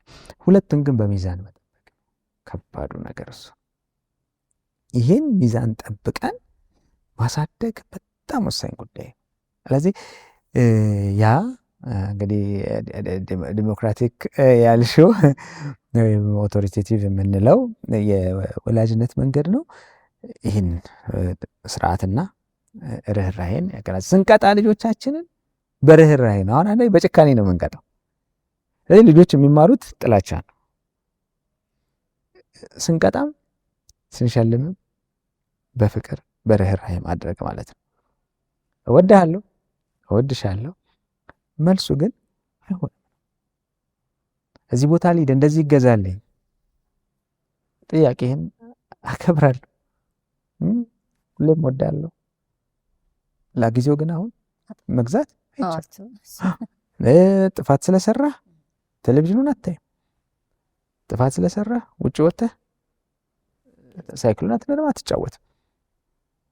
ከጓደኞች ጋር ለአንድ ሳምንት ምን እርግጥ ያ ጥንቃቄ ይጠይቃል። ያው ሌላ ጊዜ ስለ ዲሲፕሊን ለብቻው እናወራበታለን ሰፊ ሀሳብ ስለሆነ ቅጣቱ ከጥፋቱ ጋር የተመጣጠነ መሆን አለበት። አንዳንዴ አንፌር ጥላቻ የሚያመጣውም አንፌር ያልተመጣጠነ ሲሆን ሆምወርክ ስላልሰራ አንድ ልጅ የአክስቱ ልጅ ልደት ላይ አትሄድም እሑድ፣ ፍትሃዊ አይደል። ሆምወርክ ያልሰራው በዛ ምክንያት አይደል። ሁለተኛ ኦኬ ነገ ሊሰራው ይችላል፣ በኋላ ሊሰራው ይችላል። በአመት አንድ ጊዜ የሚመጣን ሁነት መከልከል ይህ ምንድን ነው? ያልተመጣጠነ ኃይል በመጠቀም መንግስት አንዳንድ የሚከሰስበት ነገር አለ አይደለ? ያልተመጣጠነ ነው። ልጆች ፍርድ ቤት ቢኖር የወላጆች የከሱ ነበር ያልተመጣጠነ ኃይል ተጠቅመዋል። በጣም እና እንደዛ አይነት ነገር መሆን የለበትም። ግን በቃ አመጣጥንን በፍቅር ያን ፍቅራችንን ማየት አለባቸው። ቅጣት ውስጥም ያንን ፍቅር ያሉ እናቴ ይህን የምታደርገው አባቴ ይህን የሚያደርገው ስለሚወደኝ ነው ብለው በሚረዱት ልክ ያ በሚሆንበት ጊዜ ዲስፕሊን የመሆን እድላቸው ይጨምራል እና የወላጅነት መንገዳችን እነዚህን ሚዛን የጠበቀ መሆን ይገባዋል። እንደው ግልጽ እንዲሆንልኝ የምፈልገው ጥናት ይፈልጋል። ደምደም ይላል ለመናገር በጣም እጠነቀቃለሁ። ግን ወላጆች በተለይ ደግሞ ኢትዮጵያ ውስጥ የምናየው ኢትዮጵያ ውስጥም ሆኑ ሌላ ዓለምም ሄዱ እንደዚህ ጫኔ ማለት ጉልበትን አማራጭ የማደርግ እንደገና ደግሞ ቤት ውስጥ ያለውን መዋቅር አሁን ቅድም ስትራክቸር ስትል የነበረውን በዛ ነው የተረዳሁት። መዋቅር ለምሳሌ አባት አለ፣ ከዛ እናት አለች አላ አባት ይደመጣል፣ እናት ደግሞ ሩህሩህ ናት። እንዲህ እያልን በአእምሯችን ያዝም እስከዛሬ ድረስ እሱን ለመተግበር የመሮጥ ነገር የመጫን ነገር ትንሽ እንደው ፍለክስብል ለመሆን አለመሞከር አለና ይሄ እኛ ኢትዮጵያ ውስጥ ስለሆነ ያለ ነገር ነው ወይስ ወላጅነት በአብዛኛው በዛ የሚገለጥበት መንገድ ምንድን ነው? ወይስ የኛ ብቻ ነው? የኛ ብቻ ነው ብዬ አላስብም። እርግጥ አሁን አንዳንድ ሀገራት በህግ ስላሰሩት ህግ ፈርቶ ወላጅ እኛ የምንሆን አይሆንም።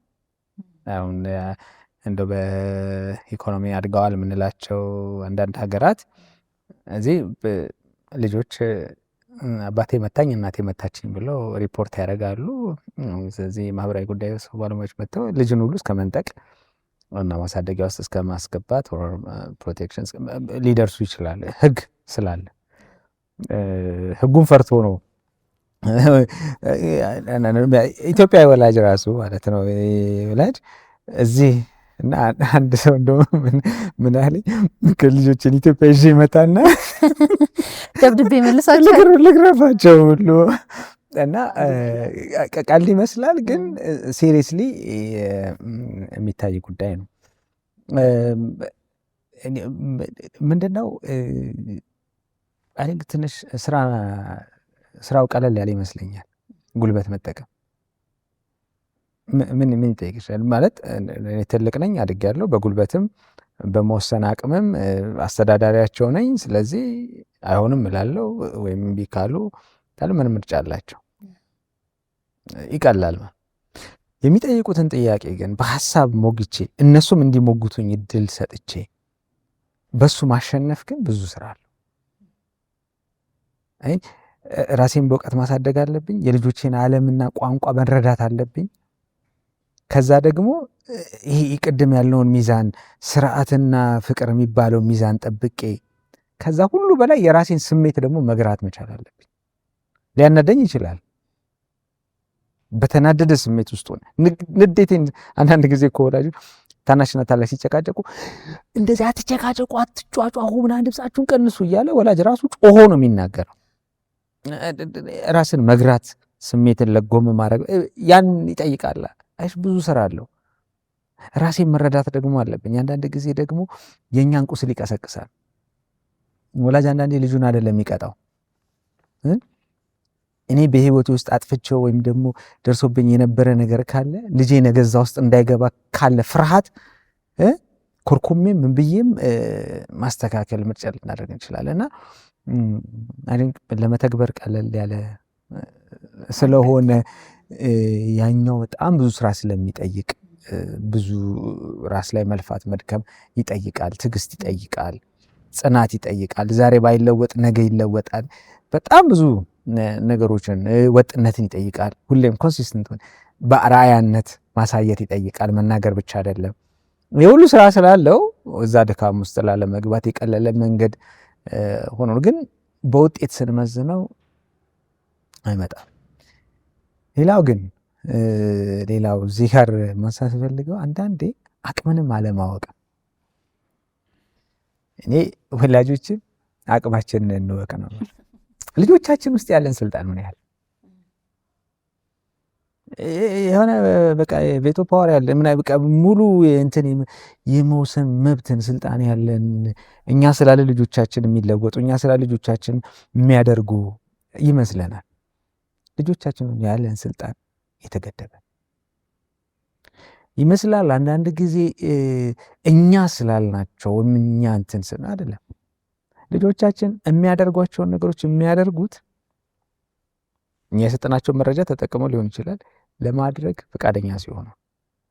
ምክንያቱም ነፃ ፈቃድ ያላቸው ፍጥረቶች ናቸው ልጆች፣ ሰው ስለሆኑ ማለት ነው። በየትኛውም እድሜ ላይ ከየትኛው ገና ሰው ሆኖ ሲወለዱ ፍሪ ዊል ይዘው የሚወለዱ ልጆች ናቸው። ያን ተጠቅመው ሲመርጡ ነው የሚያደርጉት። እኔ ፊት ስላደረጉ ልጆቼ አድርገዋል ማለት አይደለም። ያ ልጅ እያለሽ አጥኚ ምናምን ትባይ ነበር። አንዳንዴ አጥኑ ምናምን እንደዚህ ገልጠች ወላጅ ወጣ ሲል ከእነን ጨዋታውን እናደምቀዋለን አይደል? ልክ በር ሲንኳኳ ዲ አንዳንድ ልጆች እንደው መጽሐፍ ገልብጠው ሁሉ ይያዛሉ ገልብጦ ሲያነቡ። አሁን እኔ ብሄቭ አደረኩ ወይ የጠባይ ለውጥ አመጣ ወይ ወላጆች ያሉኝን ነገር አመንኩኝ ወይ? በጭራሽ። ፍርሃት ነው እነሱ ፊት ነው ያንን መስዬ የምታየው ውስጥ ያን አይደል። ለዛ ኮን ሳላቃቸው አላወኩም ምናምን መነሻ ላይ ያነሳሽው ነገር የሚፈጠረው። ስለዚህ ስልጣናችንን እንወቅ። ያው እንደው ወደ መፍትሄም እየገባው ነው መሰለኝ።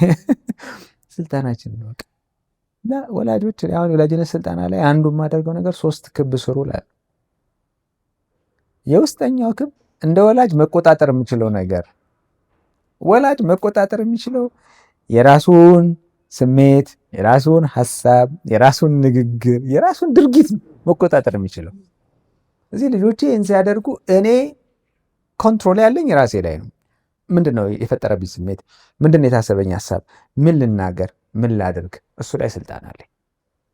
እሱን መቆጣጠር እችላለሁ።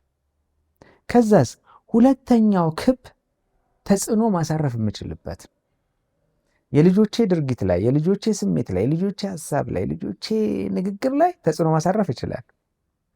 ኢንፍሉዌንስ ማለት ኮንትሮል ማለት አይደለም። ይሄን እንግዲህ ለማድረግ ኢንፍሉዌንስ በዱላ አይመጣም። በዱላ ሳደርገው፣ በማስፈራራት ሳደርገው፣ ተደራራቢ የሆኑ ቅጣቶችን ባናት እያደረግኩ ሳደርገው ልጆች ውስጥ ፍርሃትን ነው ማመጣው። የሚያደርጉትን ነገር ከፍርሃት ተነስተው ያደርጋሉ። ከእምነት አይደለም የሚያደርጉት፣ ከፍርሃት። ሶስተኛው መቆጣጠር ማልችለው ተጽዕኖ ማሳረፍ ማልችልበትም ነገር ይኖራል።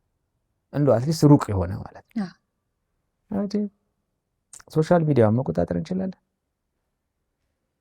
ማለት ልጆቼ ሶሻል ሚዲያ ጋር ያላቸውን ግንኙነት ተጽዕኖ ላሳርፍባቸው ይችላሉ።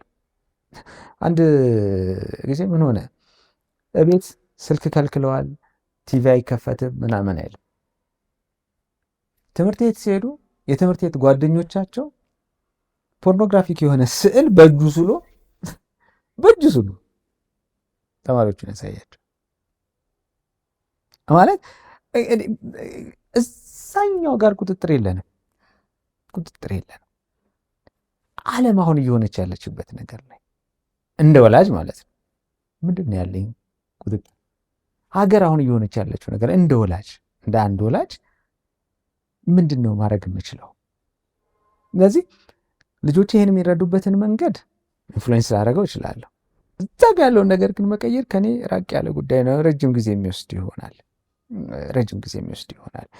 ነገሮቻችንን በዚህ መልክ መለየት፣ መንግስት እንዲህ ቢያደርግ እንትን እንደዚህ ቢያደርግ እንትን ባይደረግ ምናምን እንትን ቢዘጉት ምናምን ቢከፍቱት ምናምን ሩቅ ነው ማለት እንደ ኦኬ ያስኪ ሆነስ።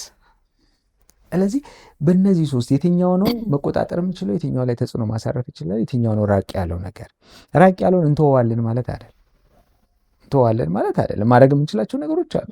አድቮኬት እናደርጋለን፣ የአክቲቪዝም ስራ ልንሰራ እንችላለን፣ ወደ ፈጣሪያችን ልንጸልይ እንችላለን። ብዙ ባገኘነው አጋጣሚ ልናሳስብ ልናስታውስ እንችላለን። ሩቅ ስለሆነ ግን እነዚህ ሁለቱ ላይ በለጠ አትኩሮ መሄድ ወሳኝ ነገር ነው። ያ ሲሆን ልጆቻችንን የመንከባከብ ስራ ነው የምንሰራው ማለት ነው እና በጣም ትልቅ ይሄ ኦነርሺፕ ልጅን ኦውን ማድረግ እና ልጅን መምራት በጣም ልዩነት ስላላቸው ማለት ነው እና ወሳኝ ጉዳይ ነው። አንድ የአዲስ አበባ ትምህርት ቢሮ ላይ ጥናት አጥኚ ባለሙያ ወይ ጥናት ያደረገ አንድ ሰው አግኝቼ ነበርና ሲነግረኝ ካገኟቸው ነገሮች ውስጥ ለምሳሌ ተማሪዎቹ በመርፌ የሚሰጥ አደንዛዥ እጽ ትምህርት ቤት ይዞ ገብቶ መወጋት ይወጋጋሉ እርስ በርስና ለምሳሌ ክፍል ውስጥ መምህሩ እያስተማረ ድንገት ድምፅ ይሰማል። ልክ መርፌው ሲነካቸው እንትን የሚሉት ምናምን እንደዛ ነገር ያደርጋሉ።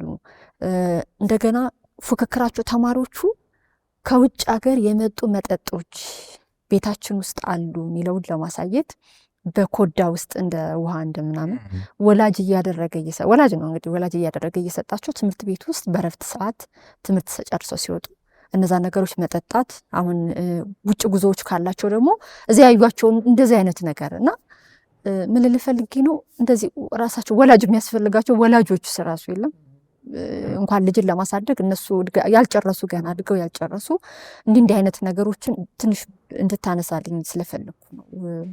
ቀደም ነፃነት ብለህ ትንሽ ያነሳኸው ነገር አለ ከዚህ ጋር ይያዛል ብዬ አስባለሁ እና መጀመሪያም ስታነሳልኝ በጣም የወደድኩት ወላጅነት በጣም ትልቅ ፕሮጀክት ነው። ለዛ ፕሮጀክት ደግሞ ማንመጥን የፕሮጀክት አስተዳዳሪዎች እንኖራለን፣ ፕሮጀክት መሪዎች እና እንደዚህ እንደው ራሱ ወላጅነትን ማንመጥን ወላጆች የለንም ወይ? በዚህ ደረጃ የምንሄድ በዚህ ደረጃ ልጅህን አስታጥቀህ የሚጠፋበትን ነገር አስታጥቀህ ራሱ የምትልከው አይነት ወላጅነት የደረሰ ጽንፍም በጥናቱ ተብሎ ሰምቼ ስለነበረ ነው። አንዳንዴም እንደማስብ ታውቂያለሽ መስኪ ወላጅነት ምን አለ ሲኦሲ ቢኖረው ወላጆች እንግዲህ ራሳቸውን ይመዝኑ እስከሚወጣ ፈተና። በጣም ትክክል ነው። እንግዲህ መቼም አይፈረድም። የትኛው የወላጅነት አካዳሚ ገብተን ሰልጥነን ተመርቀን ወጥተን ነው ወላጅ የምንሆነው?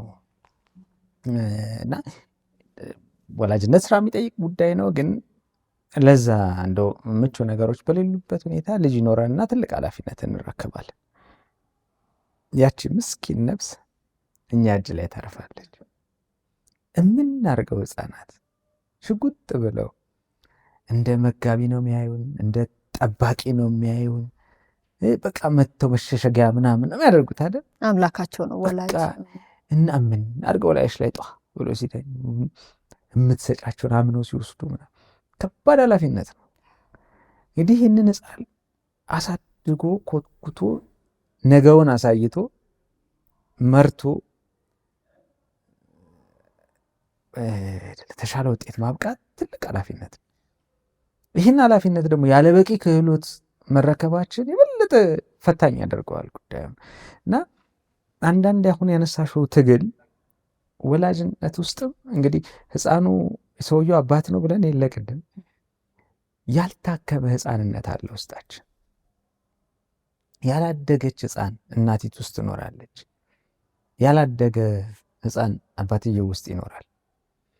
አንዳንዴ ወላጆች ለልጆቻቸው የሚያደርጉትን ነገር ለልጆቻቸው የሚጠቅም የሚያስፈልግ ነገር ነው ብለው አስበው ሳይሆን የነሱ ልጅነት ለመበቀል ይሄ ኮምፐንሴሽን ያ የኔ ህይወት ነው፣ ያ የኔ ልጅነት ነው፣ የልጄን ልጅነት ደግሞ እንዲኖር መፍቀድ አለብኝ።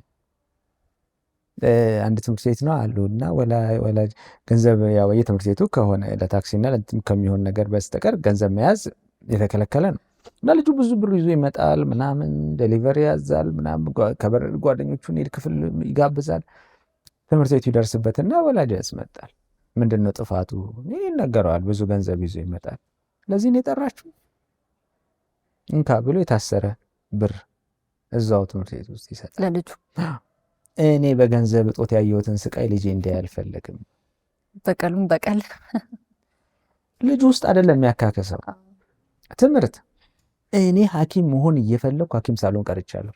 አንቺ ውስጥ ነው ለምን ማሳካው ሜዲሲን ነው ማጥናት ያለብሽ ትባላለች ልጅ። እሷ መሆን የምትፈልገው ሌላ። አይ የኛን ልጅነት በልጆቻችን ውስጥ ለመኖር መሞከር የለብንም። በቃ ልጅነታቸውን የልጆቻችን ልጅነት ለነሱ እንተውላቸው። ያ ነው እንግዲህ አሁን ፉክክር ውስጥ ኮምፒቲሽን ውስጥ ይገባሉ። ወላጅ እንግዲህ በሆነ ነገር ተበልጧል ማለት ነው። ልጅ እያለ በቃ በዝቅታ ስሜት ውስጥ አልፏል ማለት ነው። ልጄ ያንን እዚህ ይቆሰቁት ትሪገር ያደርገዋል። ከዛ በጭራሽ ይህን እንዲሆንም አልፈልግም እና በቃ ጠቃሚ ነው ጎጂ ነው ለማሰብ ጊዜ የለም። ልጆቻችንን ግን እያጠፋናቸው ነው የምንሄደው፣ እየገደልናቸው ነው የምንሄደው። ስለዚህ ልጆቻችን ልጅነታቸውን ይኑሩ።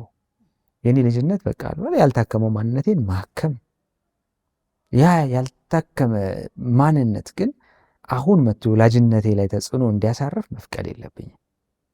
ከራሴ ልጅነት ጋር ራሴ ዲል ላድርግ። የልጅ ልጅነት ግን በሚጠቅመውና በሚበጀው ነገር ማሳደግ ኢምፖርታንት ነውና ያላደገ ማንነት በጣም በወላጅነት ውስጥ ትልቅ ጣልቃ ገብነት። ይሄ እንግዲህ ያው ማህበራዊ ሚዲያው ላይ ለማሳቀም እያሉ የሚዘዋወሩ ነገሮች አሉና ስንሰማ ፈገግ የሚያስደርግን መሰረታዊ የምንለው ላነሳቸው ነገሮች ምሳሌ ትዝ ስላለኝ ነው። ኢንተርኔት የሆነ ጊዜ ሲዘጋ እንደ ሀገር ማለት ነው እንግዲህ ሁሌም ወላጅም ልጅም ያው ሞባይል ይዞ ስለሚቀመጥ ቅድም አንስተዋል፣ መነጋገሩም የለም መደማመጡም የለም እና ኢንተርኔት ሲዘጋ ለልጁ አንዴ አጎቴ ሙቶ ነበር ሰማሁኝ አለ። እንግዲህ ተነግሮት አላስተዋለም ማለት ነው። ሁለተኛ ነገር በጣም ጥሩ ቤተሰቦች አሉኝ አለ። እሱን ያወቀው መቼ ነው? ኢንተርኔቱ ሲዘጋ ነው። ምክንያቱም ኢንተርኔቱ ሲቋረጥ እንትን ተደራረጉ ተዋወቁና የሚገርማችሁ ነገር በጣም የሚገርም ቤተሰብ እንዳለኝ አሁን ነው ያወቅኩት ምናምን ነገር። በዚህ ሁሉ ጋፕ ይሄ ወይም ክፍተት እንደዚህ አይነት ክፍተቶች እስከሚፈጠሩ ድረስ የሚለጠጠው የወላጅ ብቻ ችግር ነው ብለን ነው የምንወስደው። እንደ ወላጅ ላይ ብቻ ጠንከር እንዳናረግ ልጆች ላይስ የምናየው ነገር ነው። እድሜን ብቻ እንደ እንትን እንዳያረጉት እንደ እድሜን እንደ መደበቂያ እንደ መከለያ እድሜ ነው ለዚህ ሄዳረገኝ ወደሚል እንዳንወስደው ብዬ ነው። አሁን በዚህ በወላጅነት ስልጠና ውስጥ አንዱ እንዲታረም የምፈልገው ይሄ ስሜት ነውና ካሉት ተከታታይ ክፍለ ጊዜዎች ውስጥ አንደኛው ክፍለ ጊዜ ወላጆችና ልጆች በጋራ የሚመጡበት ክፍለ ጊዜ ነው እና እዛ ክፍለ ጊዜ ላይ ምንድነው የምናደርገው? ልጆች ወላጆችን፣ ወላጆች የልጆችን ዓለም ማየት እንዲችሉ አንድ ወገን አይደለም። በሂደቱ ምስ ወላጅን ብቻ ወላጅ እንዲረዳ ልጆችን ደግሞ እንድንረዳቸው ብቻ አይደለም መጠበቅ ያለብን። ልጆችም ወላጆችን እንዲረዱ መንገድ ማሳየት አለብን። ምክንያቱም ምንም እንኳን እኛ በእድሜ ብንበልጣቸው ለነሱ መገኘት ምክንያት ብንሆን እኛም ደግሞ የራሳችን ትግል አለን። ያም የራሳችን ሀሳብ፣ የራሳችን ስሜት፣ የራሳችን የዕለት ተዕለት ውጣ ውረድ አለብን። ስለዚህ ሰው ስለሆንን አካልም ስሜትም ሀሳብም ብዙ ነገሮች አሉ። ልጆች ይሄንን የወላጆቻቸውን ትግል መረዳት እንዲችሉ ማድረግ ያስፈልጋል። ይሄን ግን የምናመጣው ወደ ወላጅ ትንሽ ጫን ያለው ለምንድን ነው? ወላጅ የመሪነት ሚናውን እንዲጫወት አርአያ እንዲሆን ሮል ሞዴል እንዲሆን። ከምር ከሆነ ወላጆች ልጆችን ለመረዳት ስንሞክር ልጆቻችን እኛም መረዳት ይጀምራል። እኛ ወደ እነሱ ዓለም ስንቀርብ እነሱ ወደ እኛ ዓለም ይቀርባሉ። ምንድነው ጊቭ ዋት ዩ ዋንት ቱ ሪሲቭ ይባላል። አንዴ ስልጠና ላይ ልጆች ምን ጠየቁ? ልጅ ብቻ ነው ወይ ወላጁን ማክበር ያለበት? ወላጅስ ማክበር የለበትም? ከማን እንማር ማክበርን? ማክበርን ከማን? ወላጆች ግን በትህትና በእርጋታ ልጆቻቸውን ሲያናግሩ ልጆች በትህትና በእርጋታ ወላጆቻቸውን ያናግራሉ። ወላጅ ሁሌ መጮህ የሚፈቀድለት፣ ኃይል መጠቀም የሚፈቀድለት፣ መሳደብ የሚፈቀድለት፣ ይሄ ዲስሪስፔክት ማድረግ የሚፈቀድለት፣ ልጅ ግን ማይፈቀድለት ከሆነ እኛን እንኳን ፊት ለፊት ባይመልሱልን ነገ ከነገ ወዲያ ከሌላ አካል ጋር ያንን ሲተገብሩት እናያለን። አድገው አባት ሲሆኑ፣ እናት ሲሆኑ፣ ባል ሚስት ሲሆኑ ሲተገብሩት እናያለን። ነጋቸውንም እየቀረጽ ነው። ስለዚህ ነገ እንዲሆኑልን የምንፈልገውን እንዲላበሱ የምንፈልገውን ሰብዕና እኛ ዛሬ እያሳየናቸው መሄድ ስላለብን ነው እንጂ ልጆችም ወላጆቻቸውን መረዳት፣ እነሱም ወደ ወላጆቻቸው መቅረብ ያስፈልጋል። ክሌም ማድረግ ልክ እንደ ሕፃንነታችን ማለት ነው። ሕፃንነት ወላጅ ፈቃደኛ ሆነ አልሆነ ዘለን ተጠምጥመናል አይደል? ኦልሬዲ ጠምጠም ብሎ በቃ ልክ እንደዛ እድሜያችንን ከፍ ሲል ወላጆቻችን ብቻ ከምንጠብቅ እኛም ትግሉ ግን የእድሜውም ጫና ስላለ ወላጆች አንድ እርምጃ ስንቀርብላቸው እነሱም ወደዚህ ይመጣሉ ከሚል አንጻር ነው እንጂ እውነትም ልጆችም ወላጆቻቸውን መረዳት ይጠበቅባቸው። ወደ መፍትሄው ከመሄዳችሁ በፊት እንደው ነገ በምን ያህል ደረጃ ነው ነገን መፍራት ያለብን? እኔ አሁን በግሌ ይህን ፕሮግራም ለመስራትም ስፈልግ ምናየው የሚሰማው ሁሉ ነገር እኔ በጣም ያስጨንቀኛል። ብዙ ኢትዮጵያውያንም ኢትዮጵያ ውስጥም ያሉ ከዛ ውጭም ያሉ እናያለን ሲጽፉ ምን አይነት ትውልድ መጣ ነው ሁላችንም፣ ወይ ምን አይነት ሰው መጣ፣ ምን አይነት ልጆች መጡ ነው። እና የሚያስጨንቁም ብዙ ነገሮች አሉ እንዳነሳቸው፣ ምክንያቶቻቸው ከኋላ ብዙ ናቸው። ግን ዞሮ ዞሮ ተፈጥሯል። ችግሩ አሁን የሚታይ የሚዳሰሱ ነው መጥቷል። እና በምን ደረጃ ነው መፍራት ያለብን መደንገጥ ያለብን፣ ከዛ ምን እናድርግ ለሚለው እንዲረዳን ብዬ ነው ይሄን ማነሳው። እና ምንስ ደርሷል የሚለው ሊሆን ቦታ ጠይቄ ነበር። ትንሽ ብጨምር ደስ ይለኛል። እንግዲህ አሁን እየፈራ ነው እየመጣናቸውም በጣም ከአንደበታችን ለማውጣት የምንጸየፋቸው ከባህል ከሃይማኖት የወጡ ጉዳዮችም ዛሬ ኢትዮጵያ ውስጥ እንደቀላል አንዴ ሰምተን የምንተዋቸው አንዴ ሰምተን የምንተዋቸው እየሆኑ እየተለማመድናቸው ነገ አናቅም በጣም በስፋት በየደጃችን በየቤታችን አለመምጣት አይችሉም። አሁን ደግሞ ቅድም አንስተሃልኝ ዲጂታል ሚዲያው አምጥቷቸዋል እያንዳንዳችን ላይ። እና በምን ደረጃ ነው መደንገጥ መፍራት ያለብን ወይስ መለማመድ ነው መፍትሄው? መለማመድ መፍትሄ አይደለም። እርግጥ እንደዛ እየመሰለኝ ስለሆነ እየለመድ ነው። አዎ መፍራቱም መፍትሄ አይሆንም። ስጋቱን ማየት ተገቢ ነው። አሁን በዚህ ሁኔታ ከቀጠልን ነገ ከባድ አደጋ ነው። ያው አሁን ከፊዚካል ነገር ጀምሮ ማለት ነው ሰው ራሱን መቀበል እስኪያቀተው ድረስ ነው አሁን አደጋው ከፍ ያለው። እንግዲህ የፋሽን የኮስሞቲክስ የፕላስቲክ ሰርጀሪ ኢንዱስትሪው በጣም በብዙ ቢሊየንስ ዶላር እንቅስቃሴ የሚደረግበት ቢዝነስ ነው። እዚህ በተለያየ መንገድ ራስን የመለወጥ አሰራሮችን እያስተዋወቀ አመጋገባችን ላይ እየተፈጠሩ ያሉት ነገሮች በጣም አደገኞች ናቸው። እነዚህ ተጽዕኖች ይሄ ሴክሹዋል የሆኑ ጉዳዮች ላይ ማለት ተራና ቀላል ነገር ሚዲያ ላይ የሆነ የሙዚቃ ክሊፕ ሲሰራ ስንመለከት ከሙዚቃው ሀሳብ ጋር የማይሄዱ ክሊፖችን እናያለን። ኦብጀክቲፋይ ሴክሹዋላይዝ የማድረግ ወንዶች የሚሳሉበት መንገድ፣ ሴቶች የሚሳሉበት መንገድ ምንድን ነው? ይሄ ከሚተላለፈው ዜማ ጋር ያለው ስንል ምንም ማስታወቂያ ሲሰራ በጣም አደገኛ የሆኑ ዝንባሌዎችን እዛ አካባቢ ያን ተከትሎ ደግሞ የተመሳሳይ ጾታ ግንኙነቱ ራስን ጾታን የመቀየር ዝንባሌ፣ ወንድ ጠል ሴት ጠል ምናምን አይነት አስተሳሰብና ራዲካል የሆኑ ምልከታዎች፣ እነዚህ ሁሉ አደጋዎች መጥተዋል። ልጆቻችን ለዚህ መረጃ የሚጋለጡት በ5 ዓመት በ6 ዓመት በ4 ዓመት በአሻንጉሊት ፊልም ነው የሚሰራው፣ በካርቱን ፊልም ነው እየተሰራ የሚጋለጡበት ደረጃ ላይ ደርሰዋል። የትምህርት ዋጋ መቀነስ፣ የስራ እድል እየጠበበ መምጣት፣ የኑሮ መናር፣ የልጆች ፍላጎትና የወላጅ ፍላጎትን የማሟላት አቅም አለመመጣጠን፣ አደጋው በጣም ከባድ። ሽማግሌዎች የማይከበሩበት፣ የሃይማኖት መሪዎች የማይከበሩበት፣ ይሄ ታላቅ ትንሽ መከባበር የጠፋበት። ስለዚህ ነገ መክሮ የሚመልስ ብንጣላ የሚያስታርቅ እንዴ ከትላልቅ ከተከበሩ ሽማግሌዎች አንደበት ማይክ ነጥቆ ዘርበሉ ብሎ አውርዶ ለማውራት የሚሞክር የሚዘልፍ በጨዋታ የሚሆን በቁም ነገር መልክ እንዲህ አይነት ደረጃ ላይ ያ ደግሞ በድብቅ አይደለም በሐላል በቃ በአደባባይ ሚዲያው በይፋ የሚወጣበት ነውር የሆነው ነገር እንደ ክብር የተቆጠረ ይህን ብዙ ተከታይ ደግሞ በዛ ጉዳይ ላይ የሚሄድበት ለሃይማኖት ጉዳይ እየተሰጠ ያለው ቦታ በቃ ባህል እየተሰጠ ያለው ቦታ ምን የመሳሰሉ ወርቃማ ነገሮች ይሄ የአደጋውን ትልቅነት ያሳየናል። በጣም ከባድ አደጋ ውስጥ ነው ያለ ነው። ስለዚህ ይሄ ሁሉ ግን ሲኖር ስጋቱን እንመልከተው። ወላጅነት መንገዳችን ግን ፍርሃት ተኮር መሆን የለበትም የሚል እምነት አለኝ። ፊር ቤዝድ መሆን የለበት። አሁን የምናሳድጋቸው ልጆች ተገቢውን ስራ ከሰራንባቸው እነዚህ የምንፈራቸውን ነገሮች የሚቀይሩ ይሆናሉ።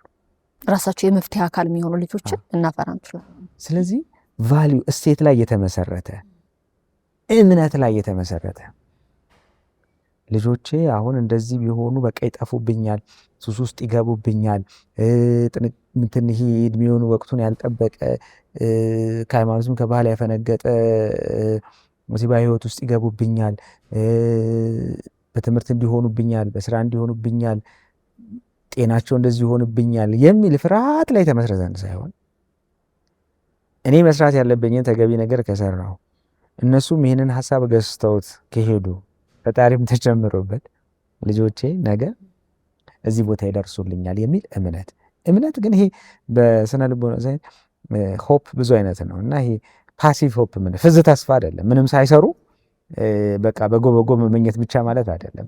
ራሷን ኦፕቲሚዝም በጎ ሀሳቢነት ሲባል ሪያሊስቲክ ኦፕቲሚዝም ነው በስነ ልቦናው ፕሮሞት የሚደረገው እንጂ በጎ ማሰብ ሁሉ በጎ ጤናማ ስነ ልቦናዊ ስሜት አይደለም።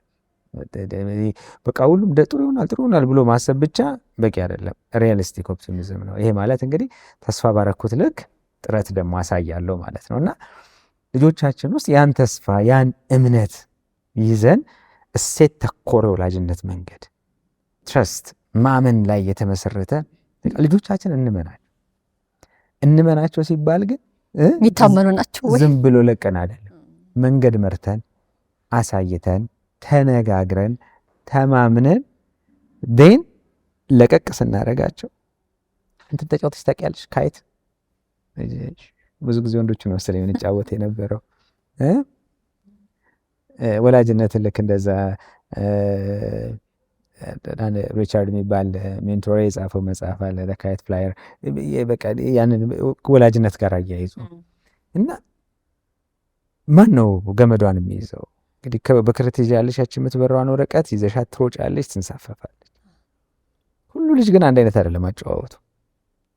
ካይቱም አንድ አይነት አይደለም አበራረሩ። አንዳንዶቹ ሲታገሉ ታያለሽ፣ አንዳንዷ በጣም ተመችቷት በቃ ረጅም ከፍ ብላ ስትበር ታያለሽ። አንዳንዱ አካይት ደግሞ በቃ እዛው መሬት እየወደቀ ከመሬት ብላ ልነሳም ይላል። ማን ነው ገመዱን የሚይዘው? ማን ነው? ልጆቻችን እንዴት ሆነው እንዲበሩ ነው የምንፈልገው። ያ የገመድ አያያዛችንን በጣም ይወስናል። ይህን ደግሞ እኔ ብቻ አይደለም ገመዱን መያዝ ያለብኝ፣ ልጆቼም እድሉን ማግኘት አለባቸው የራሳቸውን ካይት ማብረር የሚችሉበት። ይሄን አቅም መፍጠር በጣም ወሳኝ ነገር ነው።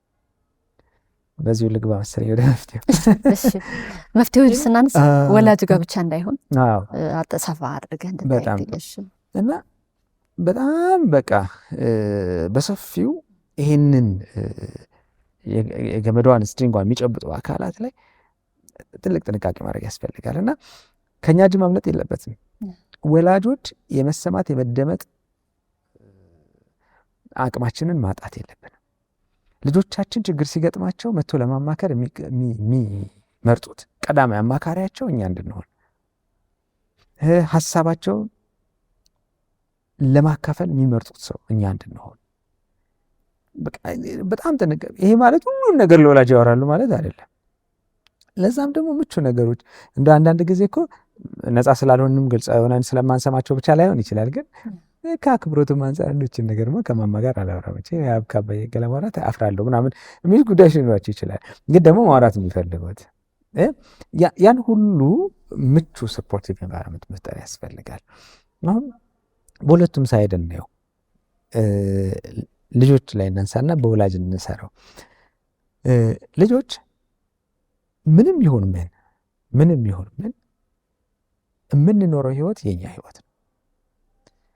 ወላጅ ጥሩ ሊያስብልን ይችላል፣ ሊመክረን የተሻለ ነገር ብሎ የሚያስበውን ነገር ሊያደርግልን ይችላል፣ ሊቆጣንም ሊገስጸንም ይችላል። ወላጆቻችን ግን ለኛ መስራት የማይችሉት ነገር አለ። አንቲሜት ይሄ ህይወት የኔ ህይወት ነው፣ ወሳኙ አካል እኔ ነኝ። ስለዚህ ነገ ከነገ ወዲያ ወላጆቼን ላማረራቸው እነሱን ሰበብ ላደርጋቸው አልችልም። ሰበብ ጥፋትን ጥፋት ከመሆኑ ሊያደም ስለማይችል ማለት ነው። ለምሳሌ አንድ ሰው ምግብ አልበላ ቢለው ምን እናደርጋለን?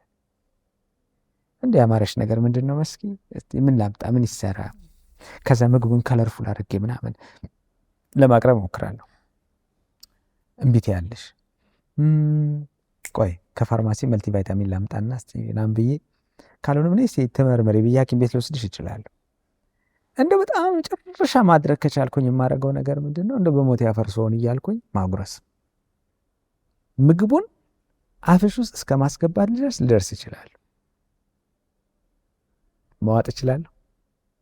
የፈለገ በወድሽ የፈለገ ባስብልሽ መዋጥ እችላለሁ። በማንኪያ ትንሽ መሸኘት ካልሆነ አይቻልም።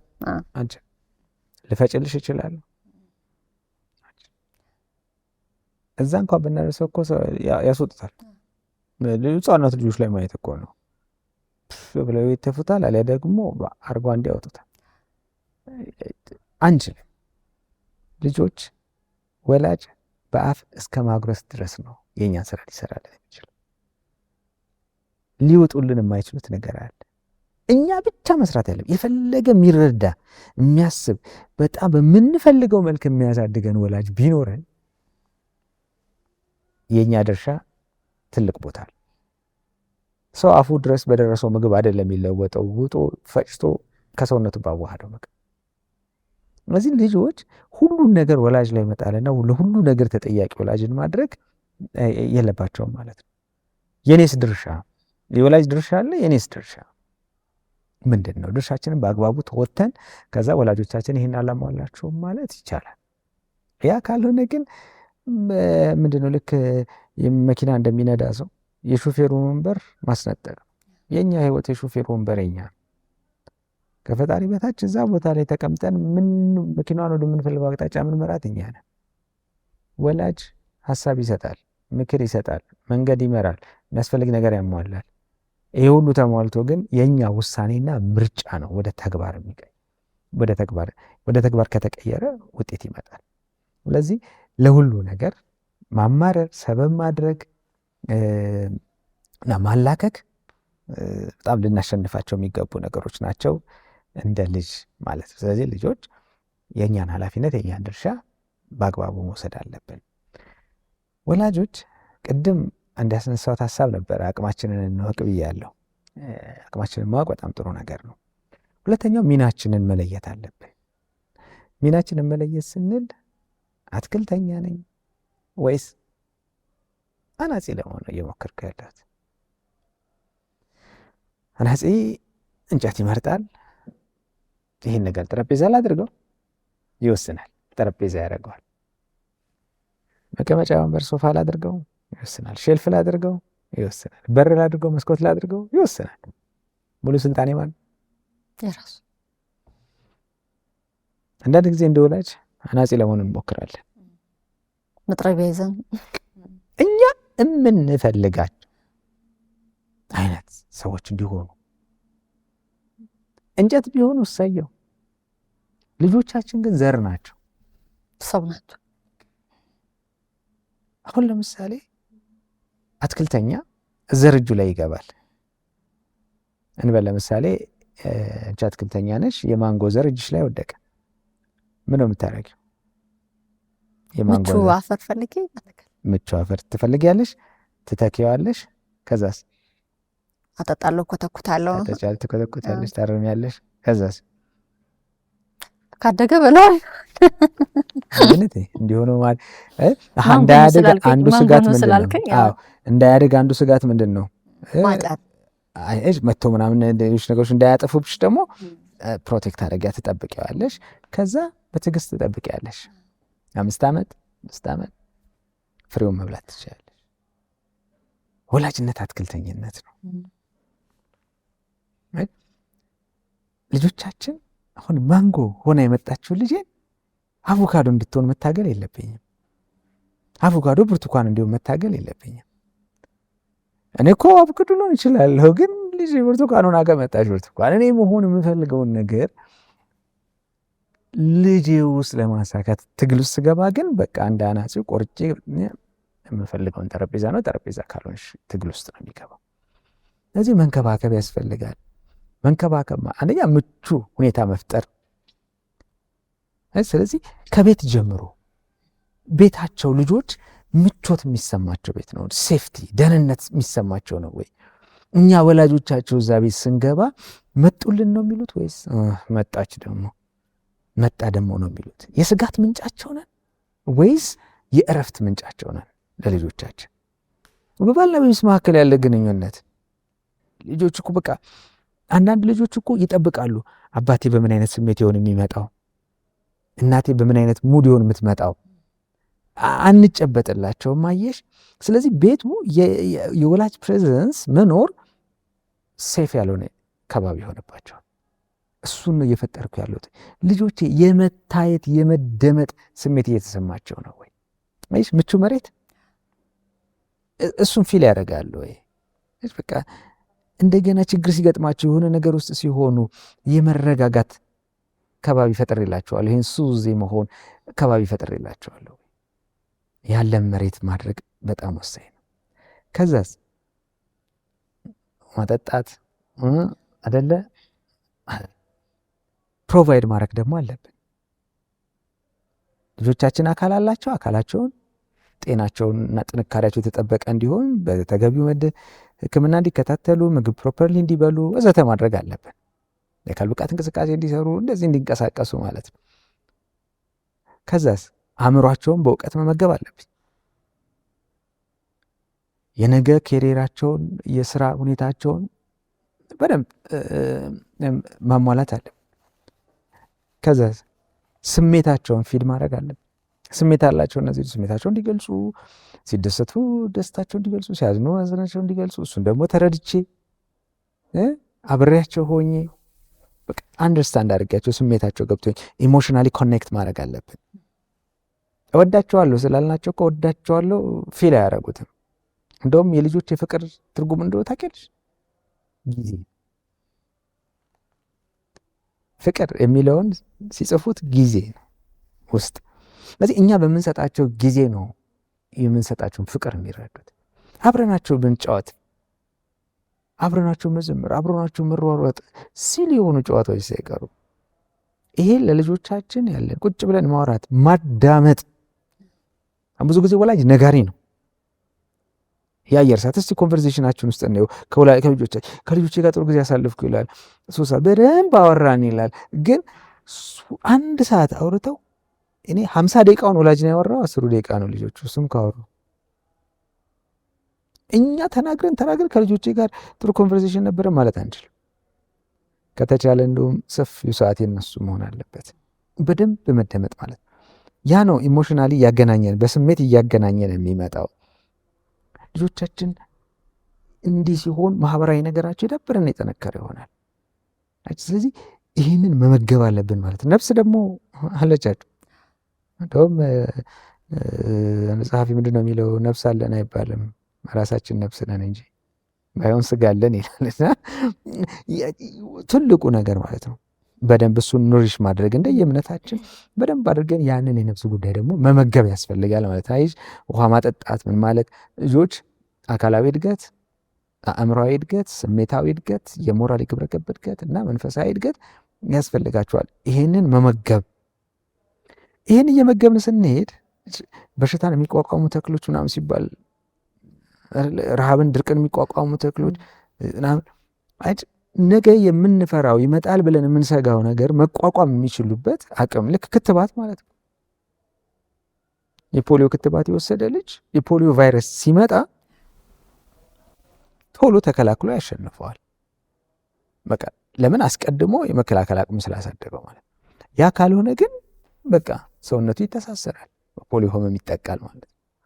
በዚህ መንገድ ኖሪሽ አድርገን ማሳደግ አለብን። ከዛስ ማረም አለው ደግሞ አይደለ? እሺ መሀል ላይ የሚገቡ ልክ ያልሆኑ አስተሳሰቦች፣ የስሜት ለውጦች በሚኖሩበት ጊዜ ደግሞ ልጆቻችንን በፍቅር ማረም አለብን፣ ማስተካከል፣ መንገድ ሲስቱ መጠቆም፣ መምራት፣ ወደ ተሻለው መንገድ ማምጣት ያስፈልገናል። መጨረሻ መጠበቅ ቅድም ያልናቸው የወላጅነት ሚናችንን የሚጋፉ ባልወለዱት እንደው ካላሳደግኩ ብሎ የሚታገሉ የአቻዎችን ተጽዕኖ፣ የሚዲያን ተጽዕኖ፣ የፖሊሲና በምናምን ደረጃ የሚመጣውን ተጽዕኖ፣ በባህል ለውጥ የሚመጣውን ተጽዕኖ፣ ሉላዊነት ያመጣብንን ተጽዕኖ፣ እነዚህ ሁሉ ነገሮች ደግሞ አሉታዊ የሆነ ተጽዕኖ እንዳያሳርፉባቸው ተከላክለን ጠብቀን ማሳደግ እንግዲህ ፍሬውን እንድንበላ ያደርጋል።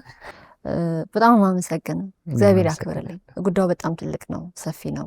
እንደገና አሁን ደግሞ በፖሊሲ ብለን ብቻውን ብናወራ፣ በሚዲያ ብለን በባህል ሉላዊነት፣ ግሎባላይዜሽን ባልከው ብዙ ነገር ማንሳት እንችላለን።